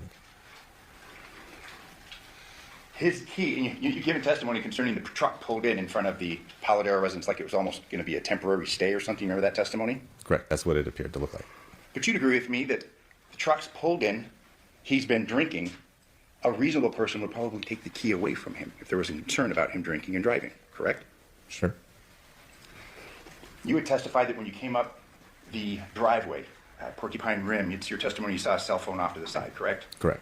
That was the side of Devyn's vehicle, correct? Correct. You would testify that she was moving things. It appeared she was carrying items into the residence, correct? That's what it appeared to be. You can't say when that phone was dropped, whether it was accidentally or otherwise through the course of this move, correct? No, not exactly. You are aware through the analysis of the phones that Devyn had sent a voice note to Jonathan's phone at about 4 a.m., correct? Correct. And that concerned registering the girls in the morning, correct? I believe so. You'd agree with me that one interpretation of that is that Devyn thought that he was alive, correct? She was complaining about his failure to register the girls. Sure. I mean, you said sure. You agree with that's possible. I can agree with isn't what it? you're saying, yes. It's possible. And that through the analysis of Devyn's phone, she had received several calls the night before from the landline of her home, correct? Correct. 11 calls, correct? From the landline? Yes. I don't know the exact number. You're also aware through the analysis of the phones that the night before she'd been with Jonathan until about 1 a.m. and that she'd received a number of phone calls from the landline from her home address, correct? She would have been there till at least 2 o'clock in the morning. Yeah, the night before. So she was there late 2 nights in a row, correct? The night, you're talking about the 5th? Yes. Oh, that I'm not sure as far as how late she stayed there at that time. Okay, but she'd received a number of phone calls from her home 2 nights in a row, correct? I don't have anything to dispute that now. And there was a landline at her residence, correct? That's what she told us, yes. Devier, if you're aware, has testified that there was no landline at the residence. Are you aware of that? No. You had been asked concerning your interview with Devier and how he had minimized the relationship the type of relationship that he had with Devyn, correct? Correct. He outright lied to you, didn't he? Like I said, he minimized his relationship with her. Yes. He was asked by you if they slept in the same bed, and he said no, correct? Correct. That was a lie, wasn't it? Correct. You had asked him if they were intimate, and he said no, correct? Correct. That was a lie, wasn't it? It's what he told us, and what Devyn had told us also. They were both minimizing that relationship. They were both covering for Devyn. Isn't that right? Minimizing their relationship. Later on through the course of the interview, Devyn says that he didn't know his dad was moving in, correct? That's what he had said. But that was a lie, wasn't it? Based upon the analysis of the phones and interviewing witnesses, correct? That he didn't know that his dad was moving in. Yeah. I think through the course of the investigation, he had said that he didn't know, but it was aware that the plan was John was going to move in. Because I think he actually had said during our interview that he knew that Yoko was trying to kick him out because he wasn't paying rent, and at the same time he basically was told that he wasn't going to allow his dad to be homeless. So he said, "Yeah, I don't want my dad to be homeless, so I'll agree." And I was just going to move out for a little bit. And But then he later was untruthful in saying, in reference to the knowledge of his dad moving in and him having to move out, correct? I don't believe that was in the interview that I conducted. Okay. You had testified that when you interviewed him in the morning of the 7th, I'm referring to Devyn, he told you he'd been drinking, correct? Correct. But you're unaware if he'd been drinking continuously from the night before, correct? You don't know. I don't. Just from what he told me, that he started drinking as soon as he got home, after finding out about his father's death. Are you aware of where he went the morning of August 7th? Not specifically. We do have his phone tracks that show that he had driven around town. Okay. But you really didn't follow up or look too closely at that because he really wasn't on the radar. In fact, he was told that he was under the radar, correct? Correct. Detective, you'd agree with me that this... Why would you do that? Just because, his phone didn't move that night. Wouldn't you go and see where his truck has been that day to see if you could find the head? Yeah, I would think so. Yeah. He didn't really do. He honed in on her, and that was it. Yeah. Not a complete investigation. No, I would not agree with you. So it's your testimony this was a complete investigation? Yes. Given all the things that we have talked about, it was a complete investigation, that's your testimony? Correct. Finally, in reference to the autopsy, you testified that you were present during the course of the autopsy, correct? That is correct. And you reviewed the autopsy report? Correct. In your opinion, was the autopsy report correct concerning its various findings? And I'm not asking for a legal opinion, but was it accurate? I can't argue that it wasn't. Okay. States here, page 2, tattoos, and this is in reference to Jonathan's body. It states no tattoos identified, correct? I couldn't tell you if that was part of it, no. If I may approach the witness? Yes. I'm referring to page 2 of the autopsy report.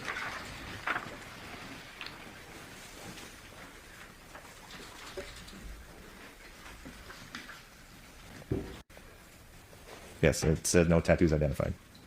Oh, I thought they said tattoos was the why they identified him. These two marks. That's the next couple of defense exhibits. Why is he in Z3? Yes, Y3 and Z3 are... I couldn't tell you. Appears to be his right arm, correct? I couldn't tell you from this view. That I think I could identify this as a tattoo, Jamie. Maybe I'm just a super sleuth, but I think I can say this is a tattoo. Yeah, I'm pretty sure it's not a birthmark. Could be a birthmark. Could be I don't Okay. know. Brandon Spiegel had chewed on his arm, but I'm thinking with my limited, because I don't like tattoos, with my limited experience, I would say this looks like a tattoo. Yeah. Z3, left arm, correct? Correct. So we've got a mistake made, at least one of, I'd submit many, concerning the autopsy. It states no tattoos. He's got tattoos, correct? Correct.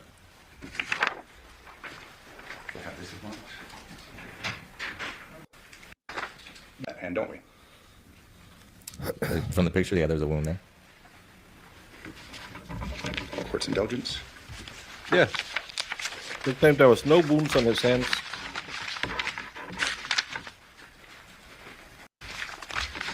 That one on there, that has been bleeding because that's an open wound. This looks like old calluses. But this one must have been bleeding. Yeah. But there was no injuries to his hands. Hmm. Ah, Jamie. What? I don't like this. You know why I don't like it when they do shitty investigations. Yeah. Like they think, oh, we got her. She said it. Like she confessed, so we don't Yeah. really have to, I don't know. No, you should do your due diligence on everything. So this cut could have been why there was blood on his phone. If you want to go through that one. Yeah, I have to.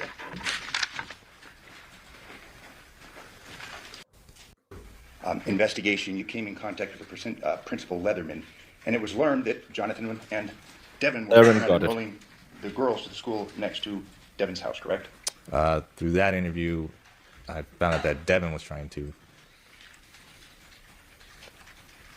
But then you make reference to Jonathan wanting to enroll the girls with her, correct?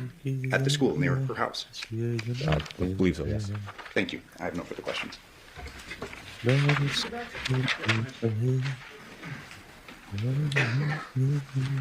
Detective, at the beginning of Mr. Draskovich's cross-examination, he referenced a potential second phone for Jonathan. Is that correct? Correct. Just want to clarify, no cell phone associated with John was found at Paladura, correct?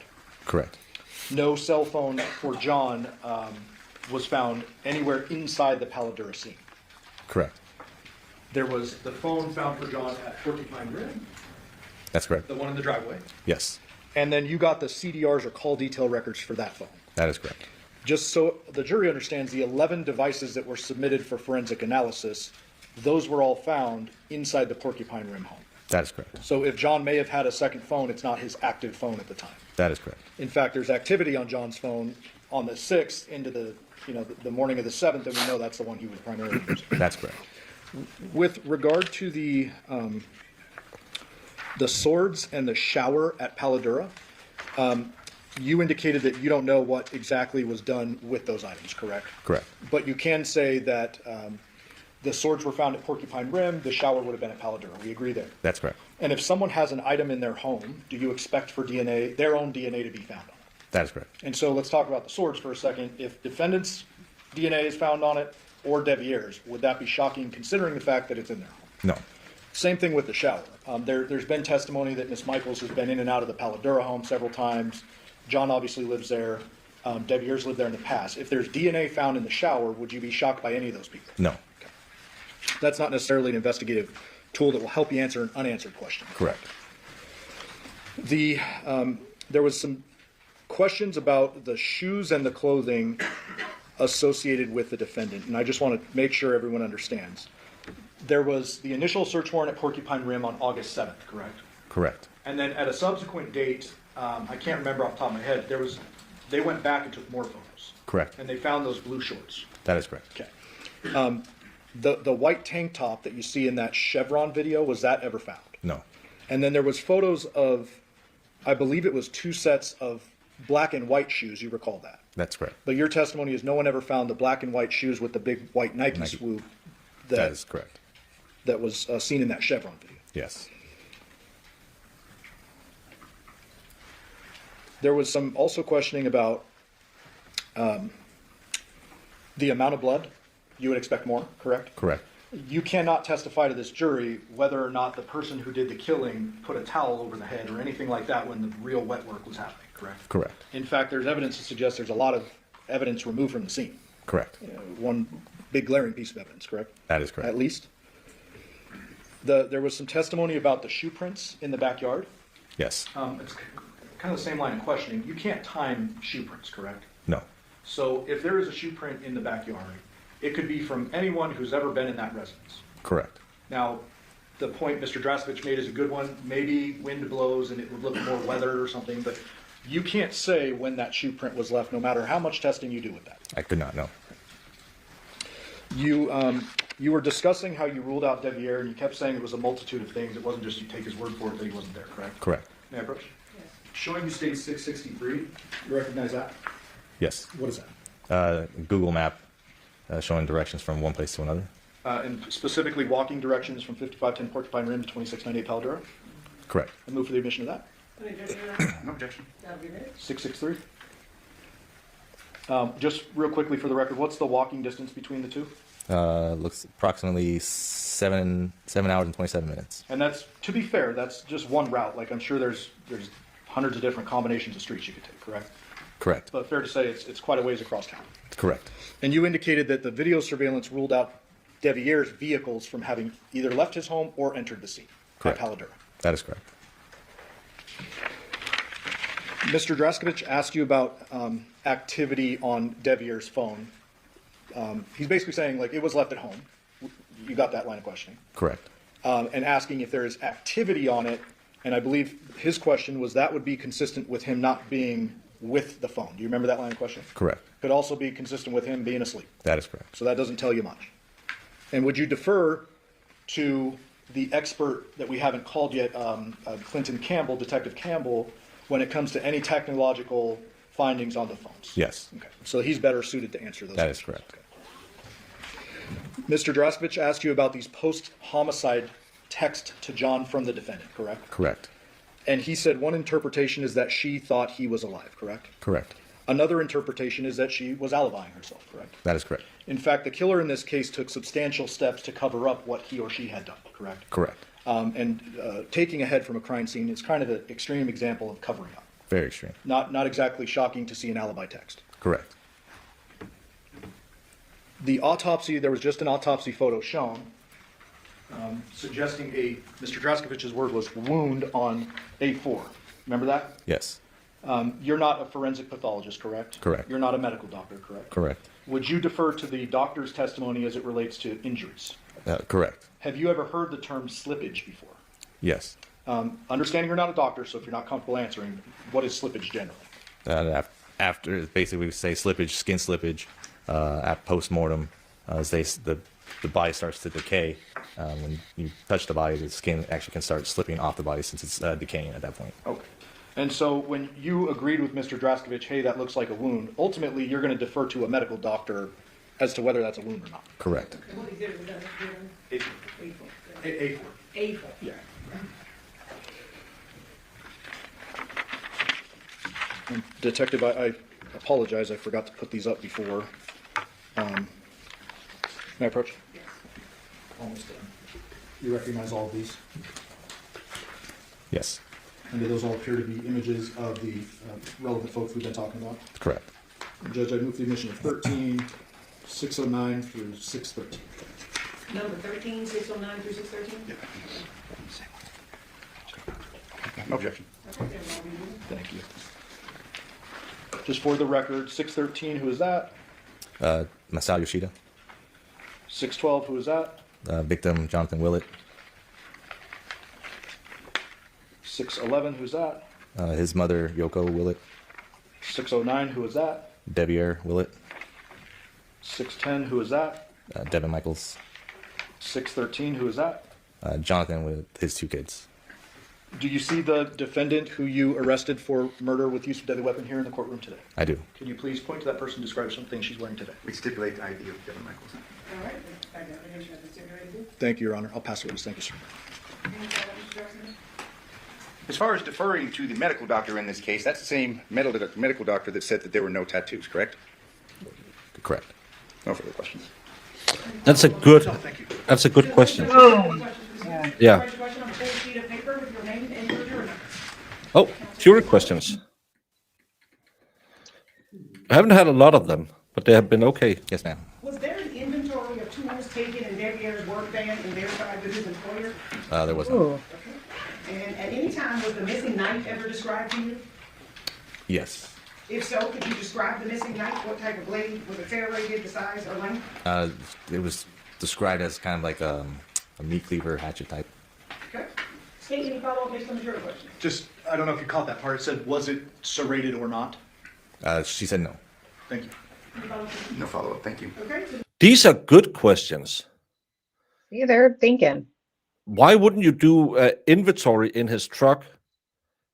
That's But Yeah. again, a meat cleaver is a pretty good tool to. I'm just saying, if you should be doing it. I mean, does it really cut through a human neck? Well, if you're on the side of the bed and you have a cleaver weighs something, Jamie, so it's easier to get through the bones with it. That's what I mean. Mainly the bone. I know skin for sure. Yeah. Ladies and gentlemen, do you have any further questions for this witness? Okay, seeing no response, Detective, you're.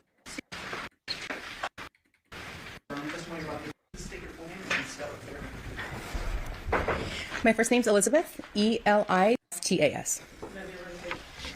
Good afternoon, ma'am. Good afternoon. How are you employed? I'm currently a forensic scientist at the Las Vegas Metropolitan Police Department Forensic Laboratory, and I'm in the biology DNA unit. How long have you Las worked in that Vegas capacity? loves their eyelash. I started part-time at the laboratory in January of 2020. In February of 2020, I was promoted to a forensic laboratory technologist. And then in October of 2022, I was promoted into a forensic scientist position. And you mentioned your unit is the biology unit, is that right? Correct, biology and DNA. And what is that unit? We primarily focus on examining items of evidence for biological fluids, such as semen, blood, and saliva. We also do examine items for what we call trace DNA, and we examine those items, we take them through the laboratory process, and then I also write reports. And you mentioned trace DNA. Can you please define that for the ladies and gentlemen of the jury? Trace DNA it was previously referred to as touch DNA. So it's commonly items that are handled, clothing that's worn by somebody, and essentially what it is the skin cells that come off when you're handling items. And you sort of touched on it, but can you go in depth about what your duties are in your position? Sure. In the laboratory, I can take physical items of evidence. Again, I'm looking for any signs of those biological fluids. And once I take those items, they go through a laboratory process. And then at the end of that process, data is generated. Once I have the electronic data, I can then evaluate that and make any comparisons to known individuals. And then I do write reports. And what is your training and experience that makes you qualified to be able to do this work? I hold a Bachelor's of Science degree from the University of Nevada, Reno. And then during my first position as a laboratory technologist, I underwent a training program. And then once I was promoted into my current position, I also went another training program. During that time, essentially, we work on mock casework. We go through a series of tests. We also do competency testing just to ensure that we're able to work on real-life casework. And then during that real casework, we're also supervised by other analysts in the lab. In addition to your previous training, do you also do ongoing training to make sure that you're up to speed on all the modern technology out there? Yes, every year we have to undergo at least 8 hours of continuing education. And you're up to date on that? Yes. You mentioned that you work at the Las Vegas Metropolitan Police Department Forensic Lab, is that correct? Yes. Is that an accredited lab? Yes, the lab is accredited. What does that mean? Essentially, accreditation is the recognition by an outside body that the laboratory is meeting a certain set of standards. And then also within that, we undergo audits. And essentially, accreditation shows that the lab is producing reliable work. And have you testified in court before? Yes, I have. And I believe you mentioned that one of your job responsibilities, in addition to conducting analysis on different pieces of evidence that are collected, you actually draft reports based on your conclusions of your testing, correct? Correct. And are those reports reviewed by another person before they're actually released? Correct. Within the laboratory, our electronic data goes under one set of review. And then once the case file is put together, it undergoes a technical review, which is where somebody else looks to make sure that all the procedures were followed. And then after the technical review, an administrative review is done. And that's looking for things like grammar, spelling, things like that. Now, do you conduct DNA analysis as part of your duties? Yes, I do. Can you explain to us what is DNA? DNA stands for deoxyribonucleic acid. It's essentially the backbone of our bodies, and it's useful within forensics because it's what we are able to use to differentiate individuals. So your DNA would be different within to the Called known samples versus unknown samples. correct. This is actually screening the item, so can get amplified copies of the DNA. Source sample, which means that it's only coming sample was left behind. Yes, commonly within the laboratory, the best sources of DNA that we see. Now that we have a little bit of a background, I do want to talk to you about this particular case that you're testifying for today. Did you conduct an analysis on items impounded under an event number 23-15229?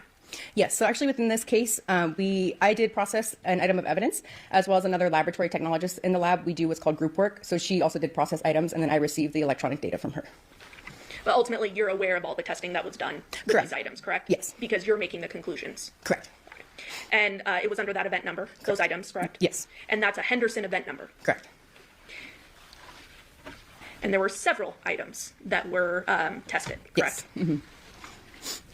Can you talk to us a little bit about when the lab is receiving items, how are they packaged? Most commonly, we see items within manila envelopes or brown paper bags. Everything is sealed with evidence tape, and on that tape, it typically has the date and the person's initials and P number, or their personnel number.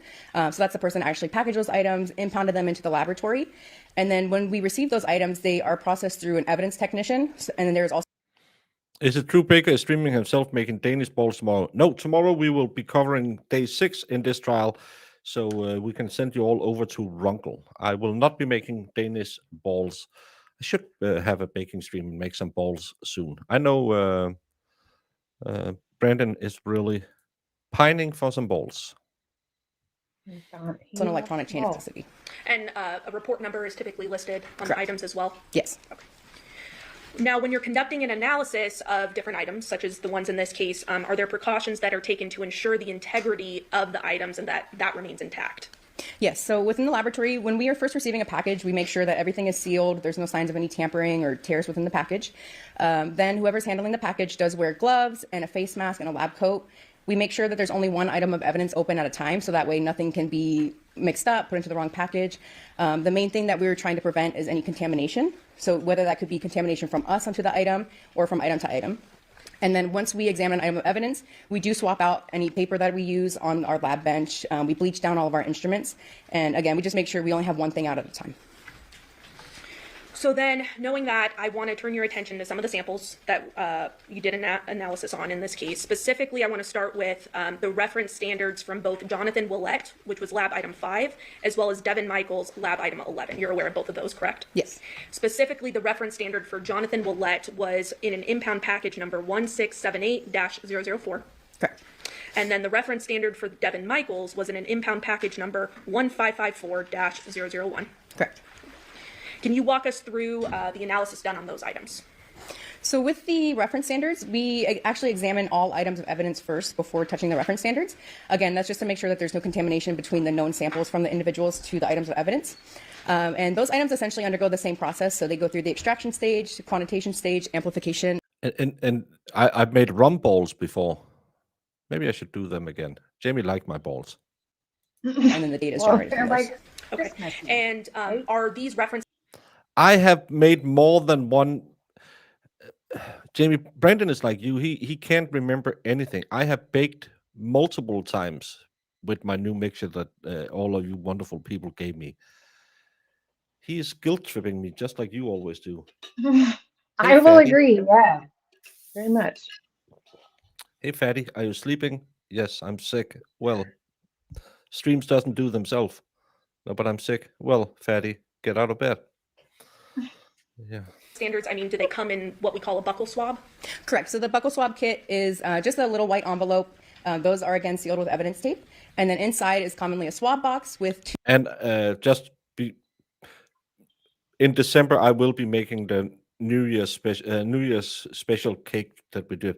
Just got 3 kilos of marzipan, so I'll be ready for it. Kilos of the white stuff. Yeah. Yeah. They look like very large Q-tips, and those are what's used to swab on the inside of somebody's mouth. And that's what was done in this case? Correct. Now I want to turn your attention then to an apparent hair lab item 19.2. There wasn't a long analysis on that, correct? No, that was not tested. Okay. And that was just found during your analysis of all the items, correct? Correct. The laboratory technologist found it on another item of evidence, so she just packaged it and put it with the original evidence. Okay. Then going to lab item 1, there was swabs from Jonathan Willett's cell phone screen, is that correct? Correct. And that was from an impound package number 2312-004? Correct. And did you prepare a report in conjunction of your analysis of that sample? Yes. Okay. And your understanding of this sample was that there was a positive presumptive blood test, correct?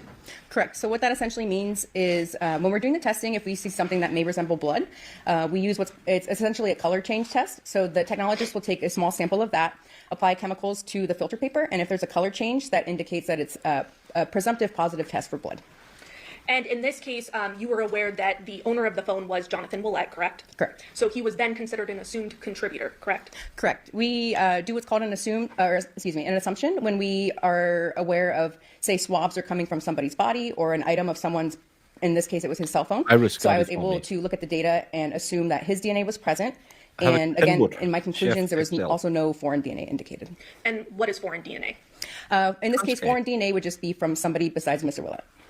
And there was no foreign DNA, is that right? Correct.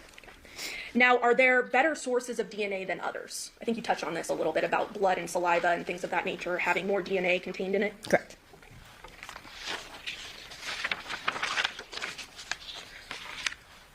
Then turning to the swab from underneath Jonathan's left-hand fingernails, that was lab item 6, correct? Correct.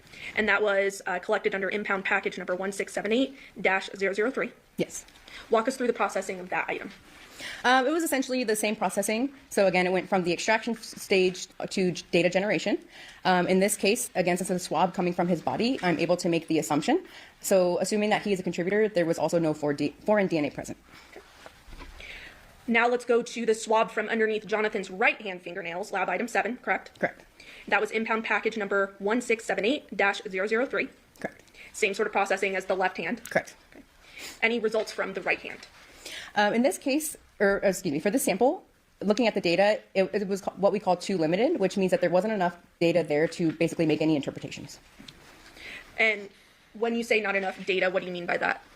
Within the laboratory, we have internal validations, which essentially show values for how much DNA we're expecting in a sample to generate a profile. So looking at this sample, because it didn't meet our thresholds, it wasn't processed further, or once it was processed, can I start over with that one? Sure, go for it. It did meet our validation, so it was processed to the data generation phase, but then once we received the data, at that point, there weren't enough alleles present to make any further interpretations. And are you surprised by this at all? No, we commonly see that. Okay. Now, I just want to go back briefly to the swab from Jonathan Willett's cell phone screen that you conducted analysis on, that we just talked about. You recall that? Yes. Did you look at the profiles of it and compare that to the alleles? So what we do when we're looking at data is essentially we do look at all of our evidence first before we make any comparisons. So looking at the cell phone sample, it appeared to be one male contributor. And then at that point, I take that profile and I do compare it to the reference standards. So it was consistent with Jonathan Willett. And the reference standards, plural? Yes. All evidence samples are compared to all reference standards. Okay. And in this case, there were multiple, correct? Correct. Devyn Michaels and Jonathan Willett. Correct. Okay. Moving on then to the swabs of placard number A, that was lab item 2, correct? Correct. And that was contained in impound package number 1. Yes, because the dad will have his mom's DNA in it, and the son will have another DNA in it. It'll be a mixture. 1951-005, correct? Yes. How was that item processed? For this sample, there was also a positive presumptive blood test. So again, it was a color change test, and the color change was indicated. So the laboratory technologists did take that forward. And then with that sample, when I looked at the data, there was one male contributor detected. And when we're looking at our data, we also generate statistics. So our statistic is called a likelihood ratio. And essentially, what a likelihood ratio is trying to do is answer the question of how many times more likely is it to observe the DNA profile if the person is a contributor than if they are not a contributor. So in this case, I did generate a likelihood ratio for Jonathan Willett. Okay, and do you recall what that was? May I reference my report? Absolutely. Your Honor, may I approach? Yes. Fine. Okay. Okay, thank you. We're just not testifying on it. The likelihood there. Yes. What was it? So Devyn Michaels was excluded from the sample, and it is 200. A chimp is loose in the Indianapolis Zoo. Anyone near Indianapolis, stay away from any chimps that you might see. There's a chimp loose. I don't know. I'm just giving a warning to the public in Indianapolis. I don't know how many Indianapolians we have here, but Crispy informed me. God, what happened? I don't know. 23 octillion times more likely to observe this DNA profile if Jonathan Willett is a contributor than if he is not a contributor. How many zeros is that? It's 223 with 27 zeros. 27 zeros? Yes. Okay. Anything else from that specific item? No. Okay. Moving on then to the swabs of placard number B, lab item 3. Correct. And you conducted testing on that? Yes. Impound package number 1951-005. Yes. And did that item undergo the same processing as the sample from placard A? Yes, I had the same a positive presumptive blood test, and then it was also one male contributor with the same statistic as the previous sample. And what was the statistical conclusion again? It is 223 octillion times more likely to observe this DNA profile if Jonathan Willett is a contributor than if he is not. And was someone excluded? Yes, Devyn Michaels was excluded. Again, 27 zeros Yes, for the inclusion of Jonathan Willett. correct. Anything else from that sample? So she's Moving excluded. on to the swab of the lemon ammonia bottle, lab item 12. You conducted testing. Yes, That was in impound package number 2102-001. yes. What was the testing conducted on that item? This item did not undergo the whole process. So once we got to the quantitation stage, it was determined that there was not enough DNA present in order to produce a profile. So we did not take it forward. What determines whether or not there's enough DNA? Again, with our internal validations, that's kind of what determines our values when we're looking at the quantitation stage. And then based on those values, if it doesn't meet that threshold, then it's called we drop the sample, or essentially we just don't take it forward. Now, certain surfaces can provide more conclusions, right? Meaning some surfaces hold DNA better than others. Sure, certain things, say if something is more porous or there's more textured surfaces, that can often be better sources of DNA. But again, it just depends on a lot of environmental things or if the items were cleaned, things like that. Including wearing gloves, right? Correct. Now, I want anything else from that sample? No. Okay. So moving on then to the swab of the soft scrub cleanser with bleach bottle, lab item 13, you conducted testing. Correct. That was in impound package number 2102-002. Yes. And there was testing conducted on that item, correct? Yes. And what was the result of that? That again is sort of like the last item, so it did go up to the quantitation stage, and again there was an insufficient amount of DNA, so it wasn't taken forward to data generation. Anything else from that sample? No. Moving on to the swab from the textured surfaces of a wooden stick, lab item 15. You conducted testing. Correct. And that was in impound package number 2102-004/001. Yes. And there was testing conducted on that. Correct. What was the process for that? In that case, a profile was generated, but within the profile, there was indications of a mixture, so I could see that there was more than one person present. But again, because the data was too limited, I could not make any further comparisons. Okay, moving on to the swab from the textured surfaces of a doggy door cover, lab item 16. You conducted testing. Yes. And that was in impound package number 2102-003-001. Yes. What was the testing conducted on that item? That sample went to the quantitation stage, and at that time it was determined there was an insufficient amount of DNA, so it was dropped at that time. Again, that in-house validation you talked about earlier. Correct. Now, are you surprised by this with, trace DNA samples and things of that nature being what they are? No, it's commonly seen within the laboratory. And we kind of already went over this, but certain surfaces are easier to lift DNA from than others. Correct. Moving on to the swab from the garage door opener button, lab item 17. You conducted testing. Yes. And that was contained in impound package number 1951-006-007. Yes. What was the processing of that sample? Data was generated for that sample, and looking at it, I determined that there was 2 contributors present. At least one was male. Devyn Michaels was uninformative, so that essentially means that there wasn't statistical support for an inclusion or an exclusion. And then there was support for inclusion for Jonathan Willett. Now, this looking is a Stanley specifically at Cup. the inclusion of Jonathan Willett, what was the statistical conclusion of that? It is 194 million times more likely to observe the DNA evidence if Jonathan Willett is a contributor than if he is not a contributor. How many zeros is that? Is that 6? 6, correct. Okay. Now, you mentioned that it was uninformative regarding Devyn Michaels, correct? Correct. But there was a statistic related to that. Correct. So we do still receive that likelihood ratio. In this case, it was 0.0108. Now, your lab, as well as yourself, conducted analysis on some bags that were impounded, correct? Correct. Now, I want to talk specifically about the swabbing of the outside and inside of the wallet, including all pocket openings, also known as lab item 18.2. Yes. Testing was done on that. Correct. Impound package number 2312-002-002. Correct. What was the testing on that sample? Data was generated for that sample. Looking at the profile, I determined it was a 4-person mixture. At least one was male.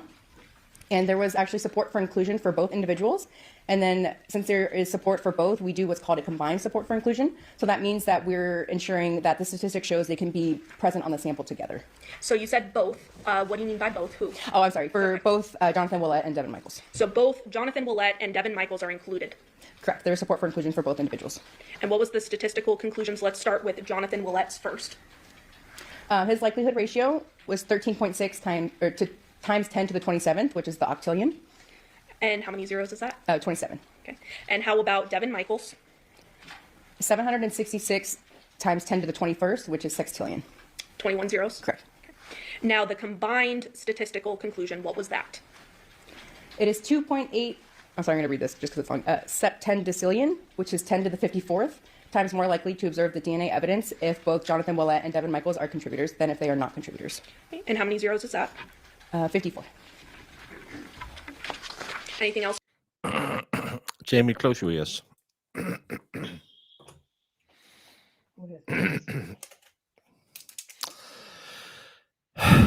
There was an old hooah from the Azores whose bunt was so covered with sewers that the dogs in the street wouldn't eat the green meat that hung from festoons of her drawers. Jamie, you can open your ears again. Okay. Brandon, can I do a? Brandon, what does that mean? That was a gasp. Oh, you don't know what the text means? It meant that there was an old lady of the night who was so badly infected in her lower parts that the dog wouldn't eat it, Jamie. No. From that item? No. Okay, let's move over to swabbing of entire contents of wallet, also known as lab item 18.3. You did testing of that. Correct. And that was contained in impound package number 2312-002-002. Correct. What was the testing on that sample? Data was generated for that sample, but looking at the data, I determined that there was a mixture of at least 5 contributors. And our software program, we are only validated to evaluate samples with up to 4 contributors. So in this case, it's called too complex, so I could not make any further interpretations. Anything else from that sample? No. Moving on then to So the they didn't swabbing find of anything. a knot of plastic bag containing wallet, also known as lab item 18.1. You conducted testing. Correct. And that was found in impound package number 2312-002-002. Yes. What was the testing of that item? Data was generated, and it was determined to be a mixture of 3 contributors with at least 1 male. Jonathan Willett was uninformative, and there was support for inclusion for Devyn Michaels. So you mentioned what uninformative was previously, but you were able to come up with a statistical conclusion still, even though it was uninformative. Correct. What was that statistical conclusion involving Jonathan Willett? The likelihood ratio for that is 6.18. And then how about Devyn Michaels, who there is support for inclusion? It is 90 octillion times more likely to observe the DNA profile if Devyn Michaels is a contributor than if she is not a contributor. And how many zeros is that? 27. Okay. Now, you mentioned that there are multiple contributors to this bag, correct? Correct. Okay. Are you surprised by that? No, it's commonly seen. Again, it could be something in the environment, or think about if you get bags from the store, you don't know how many people are touching the bag. So it's commonly seen with trace DNA like that. So if bags are reused multiple times, there could be more than one contributor. Correct. Now, can you talk to us briefly a little bit about transfer DNA and what that means?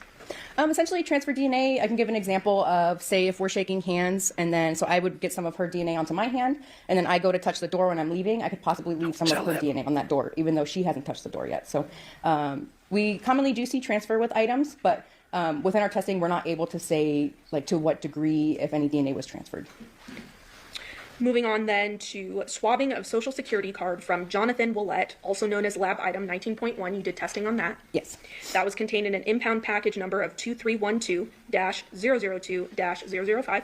Correct. What was the testing of that sample? Within that sample, it was determined to be a mixture of 4 contributors with at least 1 male. And there was support for inclusion for both Jonathan Willett and Devyn Michaels. And then, so since there's support for both, I also calculated the combined support for inclusion. Let's start with the individuals. So let's start with support for inclusion of Jonathan Willett. It is 32.3 trillion, so 10 to the 12th. And then what about Devyn Michaels individually? 413 million, which is 10 to the 6th. and now the combined inclusion, including both. It is 6.28 nonillion, which is 10 to the 30th times more likely to observe the DNA profile if both Jonathan Willett and Devyn Michaels are contributors than if they are not contributors. So 30 zeros, correct? Correct. Court's indulgence. Pass the witness. Yes, briefly.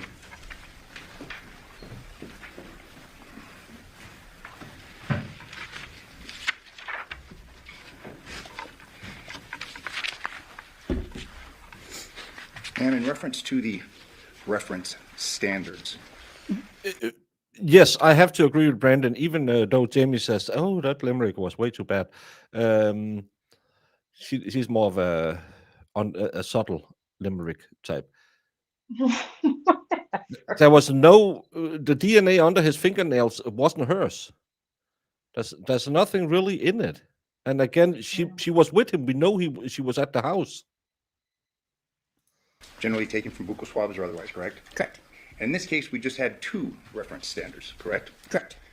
Jonathan Willett and Devyn Michaels, correct? Yes. There was no reference standard submitted for your evaluation concerning a Devier Willett, correct? No, I did not receive a standard for him. Fair to say that based upon your analysis, we had DNA attributable to Devyn Michaels and Jonathan Willett on the plastic bag containing the wallet, based upon your testimony. So yes, there was support that they could be contributors to the profiles, yes. Same thing concerning the outside and inside of the wallet, correct? Yes. Devyn and Jonathan, correct? Correct. And again, you're not able to say how long that had been there. It could have been a day, it could have been months, but we have basically DNA that's attributable to these 2 individuals, correct? Correct. Within our testing, we're not able to say when someone's DNA was deposited or how. We're just able to say that it's there or not. And again, this DNA is possible to be transferred. There have been questions concerning that, but also just by merely handling it. We leave epithelial cells, we can leave DNA on things that we touch, correct? Correct. And again, you found that DNA attributable to both Devyn Michaels and Jonathan Willett on the bags that you evaluated, correct? Correct. As well as the wallet. Correct. The cell phone, however, there was only 1 individual, correct? Correct. I was only able to, again, assume Jonathan Willett on the cell phone, and there was no foreign DNA noted. Specifically that of Devyn Michaels, correct? Correct. She was excluded. She was excluded. As far as the swab taken from underneath Jonathan Willett's right hand, that was lab item number 7. Okay. Your findings were the DNA profile obtained is consistent with at least 1 male contributor, correct? Correct. That would be, there could have been more male contributors, correct, based upon the wording of this?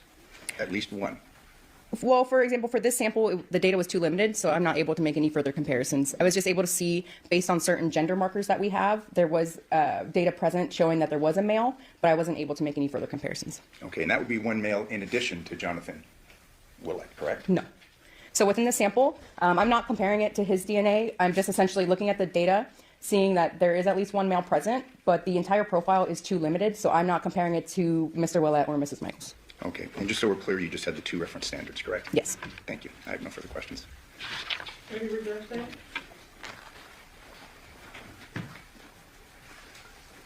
Court's indulgence.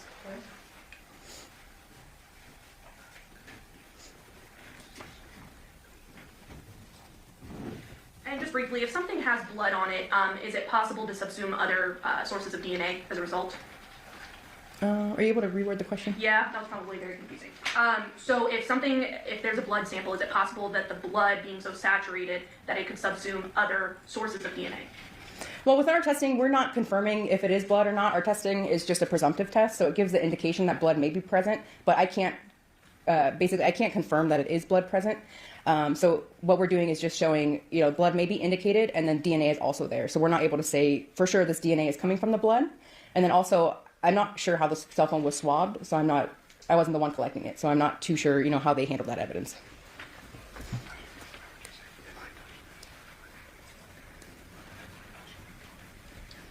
So if I were to touch an item, with my finger, for instance, but then my nose started bleeding and it went on the item, would that make a difference?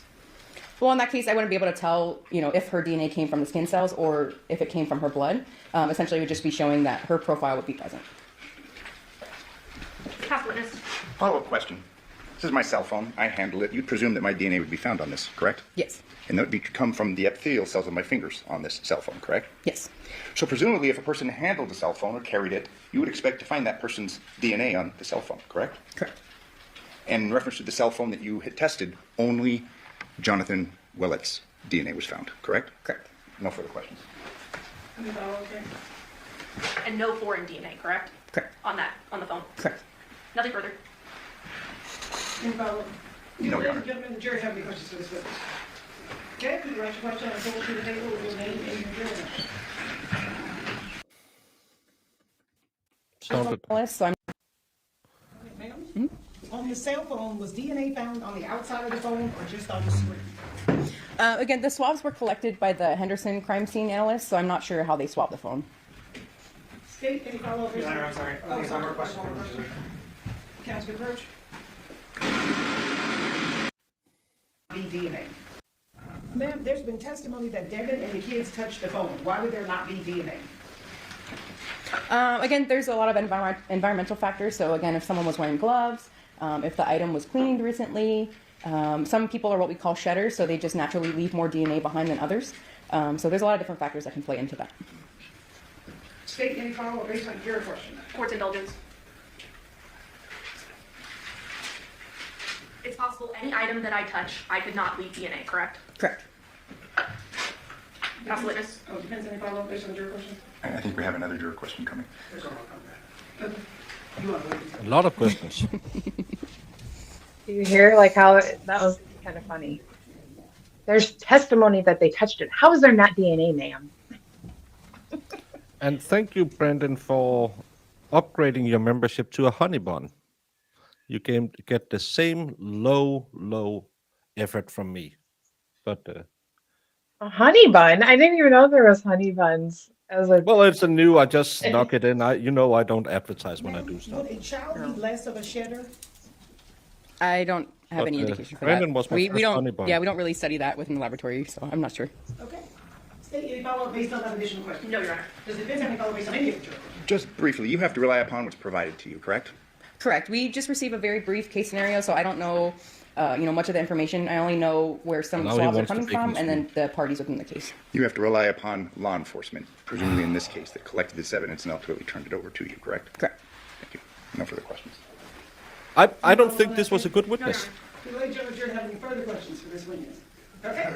You write your question on the forward to the table with your name Jury and your didn't jury think number. so. More questions. Wow. Well, there's The nothing jury has lots of definitive. questions for her. Yeah, but there's nothing definitive in anything. No. Why isn't the kids on the phone? I don't know.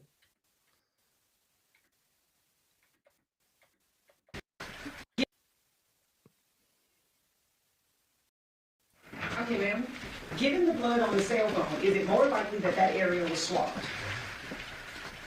Again, I'm not sure. I don't know, how much possible blood was present on the phone, so I'm not sure if that was the only area that the crime scene analyst swabbed, or if they swabbed the entire phone. Does CSA document their swabbing procedures when they turn in a sample, such as the area swabbed, the number of times, things like that? I'm not too sure, especially since it's an outside jurisdiction. I'm not sure how Henderson handles their cases. I do have a couple questions. Okay, state, we've got to go to order, Mr. Messer.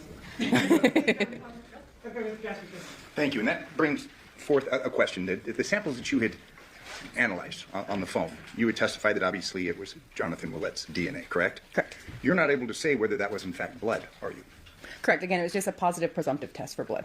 So it was an indication, not a confirmation. Okay, so it could have been epithelial cells and not blood. Correct.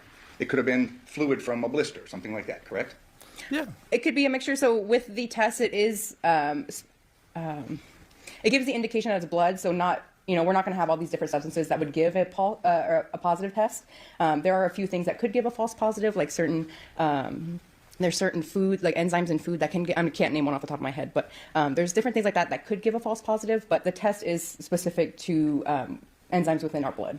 But you can't say that it was blood, correct? Correct. I can't confirm that it's blood. Thank you. No further questions. That's what they have said the entire Ladies and time. gentlemen, jury, have any further questions for this witness? Okay, seeing no response, ma'am, you are excused. Thank you very much. Jamie, what do we think after today? I don't get closer to feeling sure about anything. Mm-mm.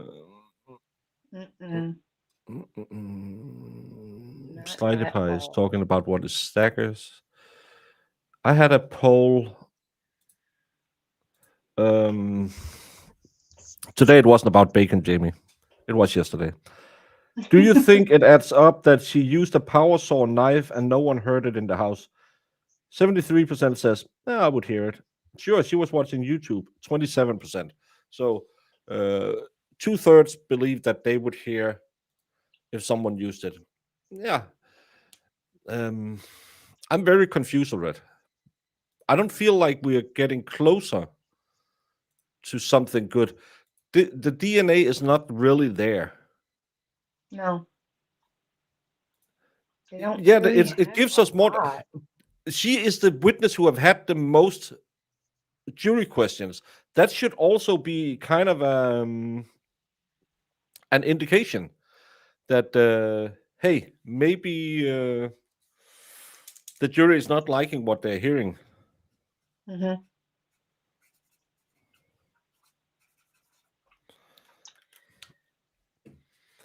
And thank you, Holly Mac, for upgrading to cream pie. Oh, Thank you so much. how exciting! I have a big problem with all of this. Yeah. I I just don't know. I don't feel I'm closer now than I was before. Uh, I don't know, Jamie. I think we'll have to come back and do it again tomorrow because then we can also kick more people over to Runkle's live stream. I think that's a thing we're going to do tomorrow. You do you. Well, you could help me, Jamie. I didn't say I wouldn't. No, but you said you do you. No, I'm just Hey, thinking that because he might need a little boost in the back. But and for everyone asking, no, I haven't been contacted, so I don't know. What the hell did I say? I didn't say anything. Why is that comment from me that's empty? Jamie, this program makes me weird. But it's not going to be the longest stream. The next one, but I can feel I'm still not 100%. So I think I'm going to cut it for now. Everyone, please remember, Bronco is doing his 24 hours fundraising for a children's hospital. I have the link to his first stream in the top of the chat. So you can go over and put the notifications on. He's going to start at midnight Mountain Time. Midnight Mountain Time. That would be 2 a.m. Eastern or 11 o'clock Pacific. I think I got it. yeah, because Mountain is 2 hours from Eastern, 3 hours Yeah. Pacific. Yeah. It'll be, I believe, 6 o'clock in the evening in Australia. It'll be 8 in the morning if you are on Danish time. It'll be 7 in the morning if you are on British time.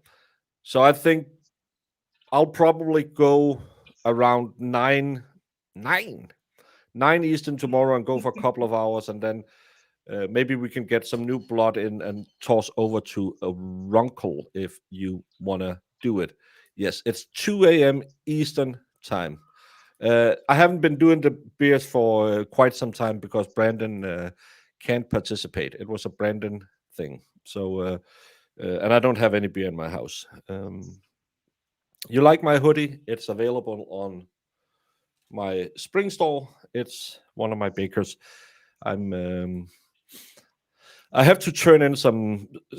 I bought some hoodies and stuff like that on the spring store. I haven't gotten a receipt, so my accountant is a little bit mad at me. So maybe I need to find a new merch seller.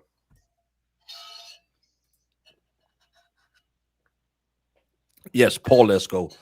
So we won't rub it in. And I don't have any beer. I forgot to buy beer, or else I would have taken my. No, Jamie, should we malord it just so Brandon could be happy? Oh God. Yeah, you do. You do your thing.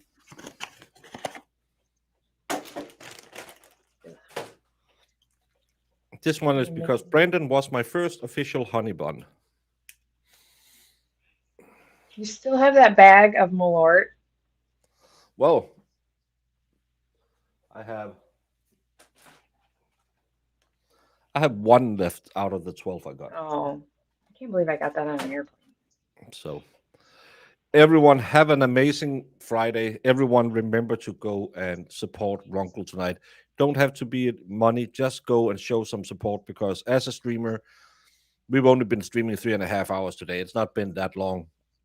But when you get over the 4 or 5 hours, you really need someone to just kick you in the ass sometimes and give you a little bit of energy. I like the airplane bottle of my lord. Very classy. Who gave it? I got Food Fairy gave it to me to give to you when I flew over there. No, I drank those when we were in Copenhagen. Not all of them. There was a huge bag of them. Did you get more? I drank 6 bottles when we were in Copenhagen. I know, but I think she had like 3 boxes. No, these I think Food Fairy sent these to me when I was in Tennessee. Oh, okay, maybe. So and this time no one stole them at the airport or opened them and then didn't want to drink them anyway. Room temperature too. Yeah, when you're drinking spiced liquor, it has to be room temperature, or else you won't get the full flavor. Yes. Either way, Food Fairy, thank you for all the Malort from Baker. Katie's birthday chef. Happy birthday, and Brandon, have to get back so we can do the Friday sign-offs.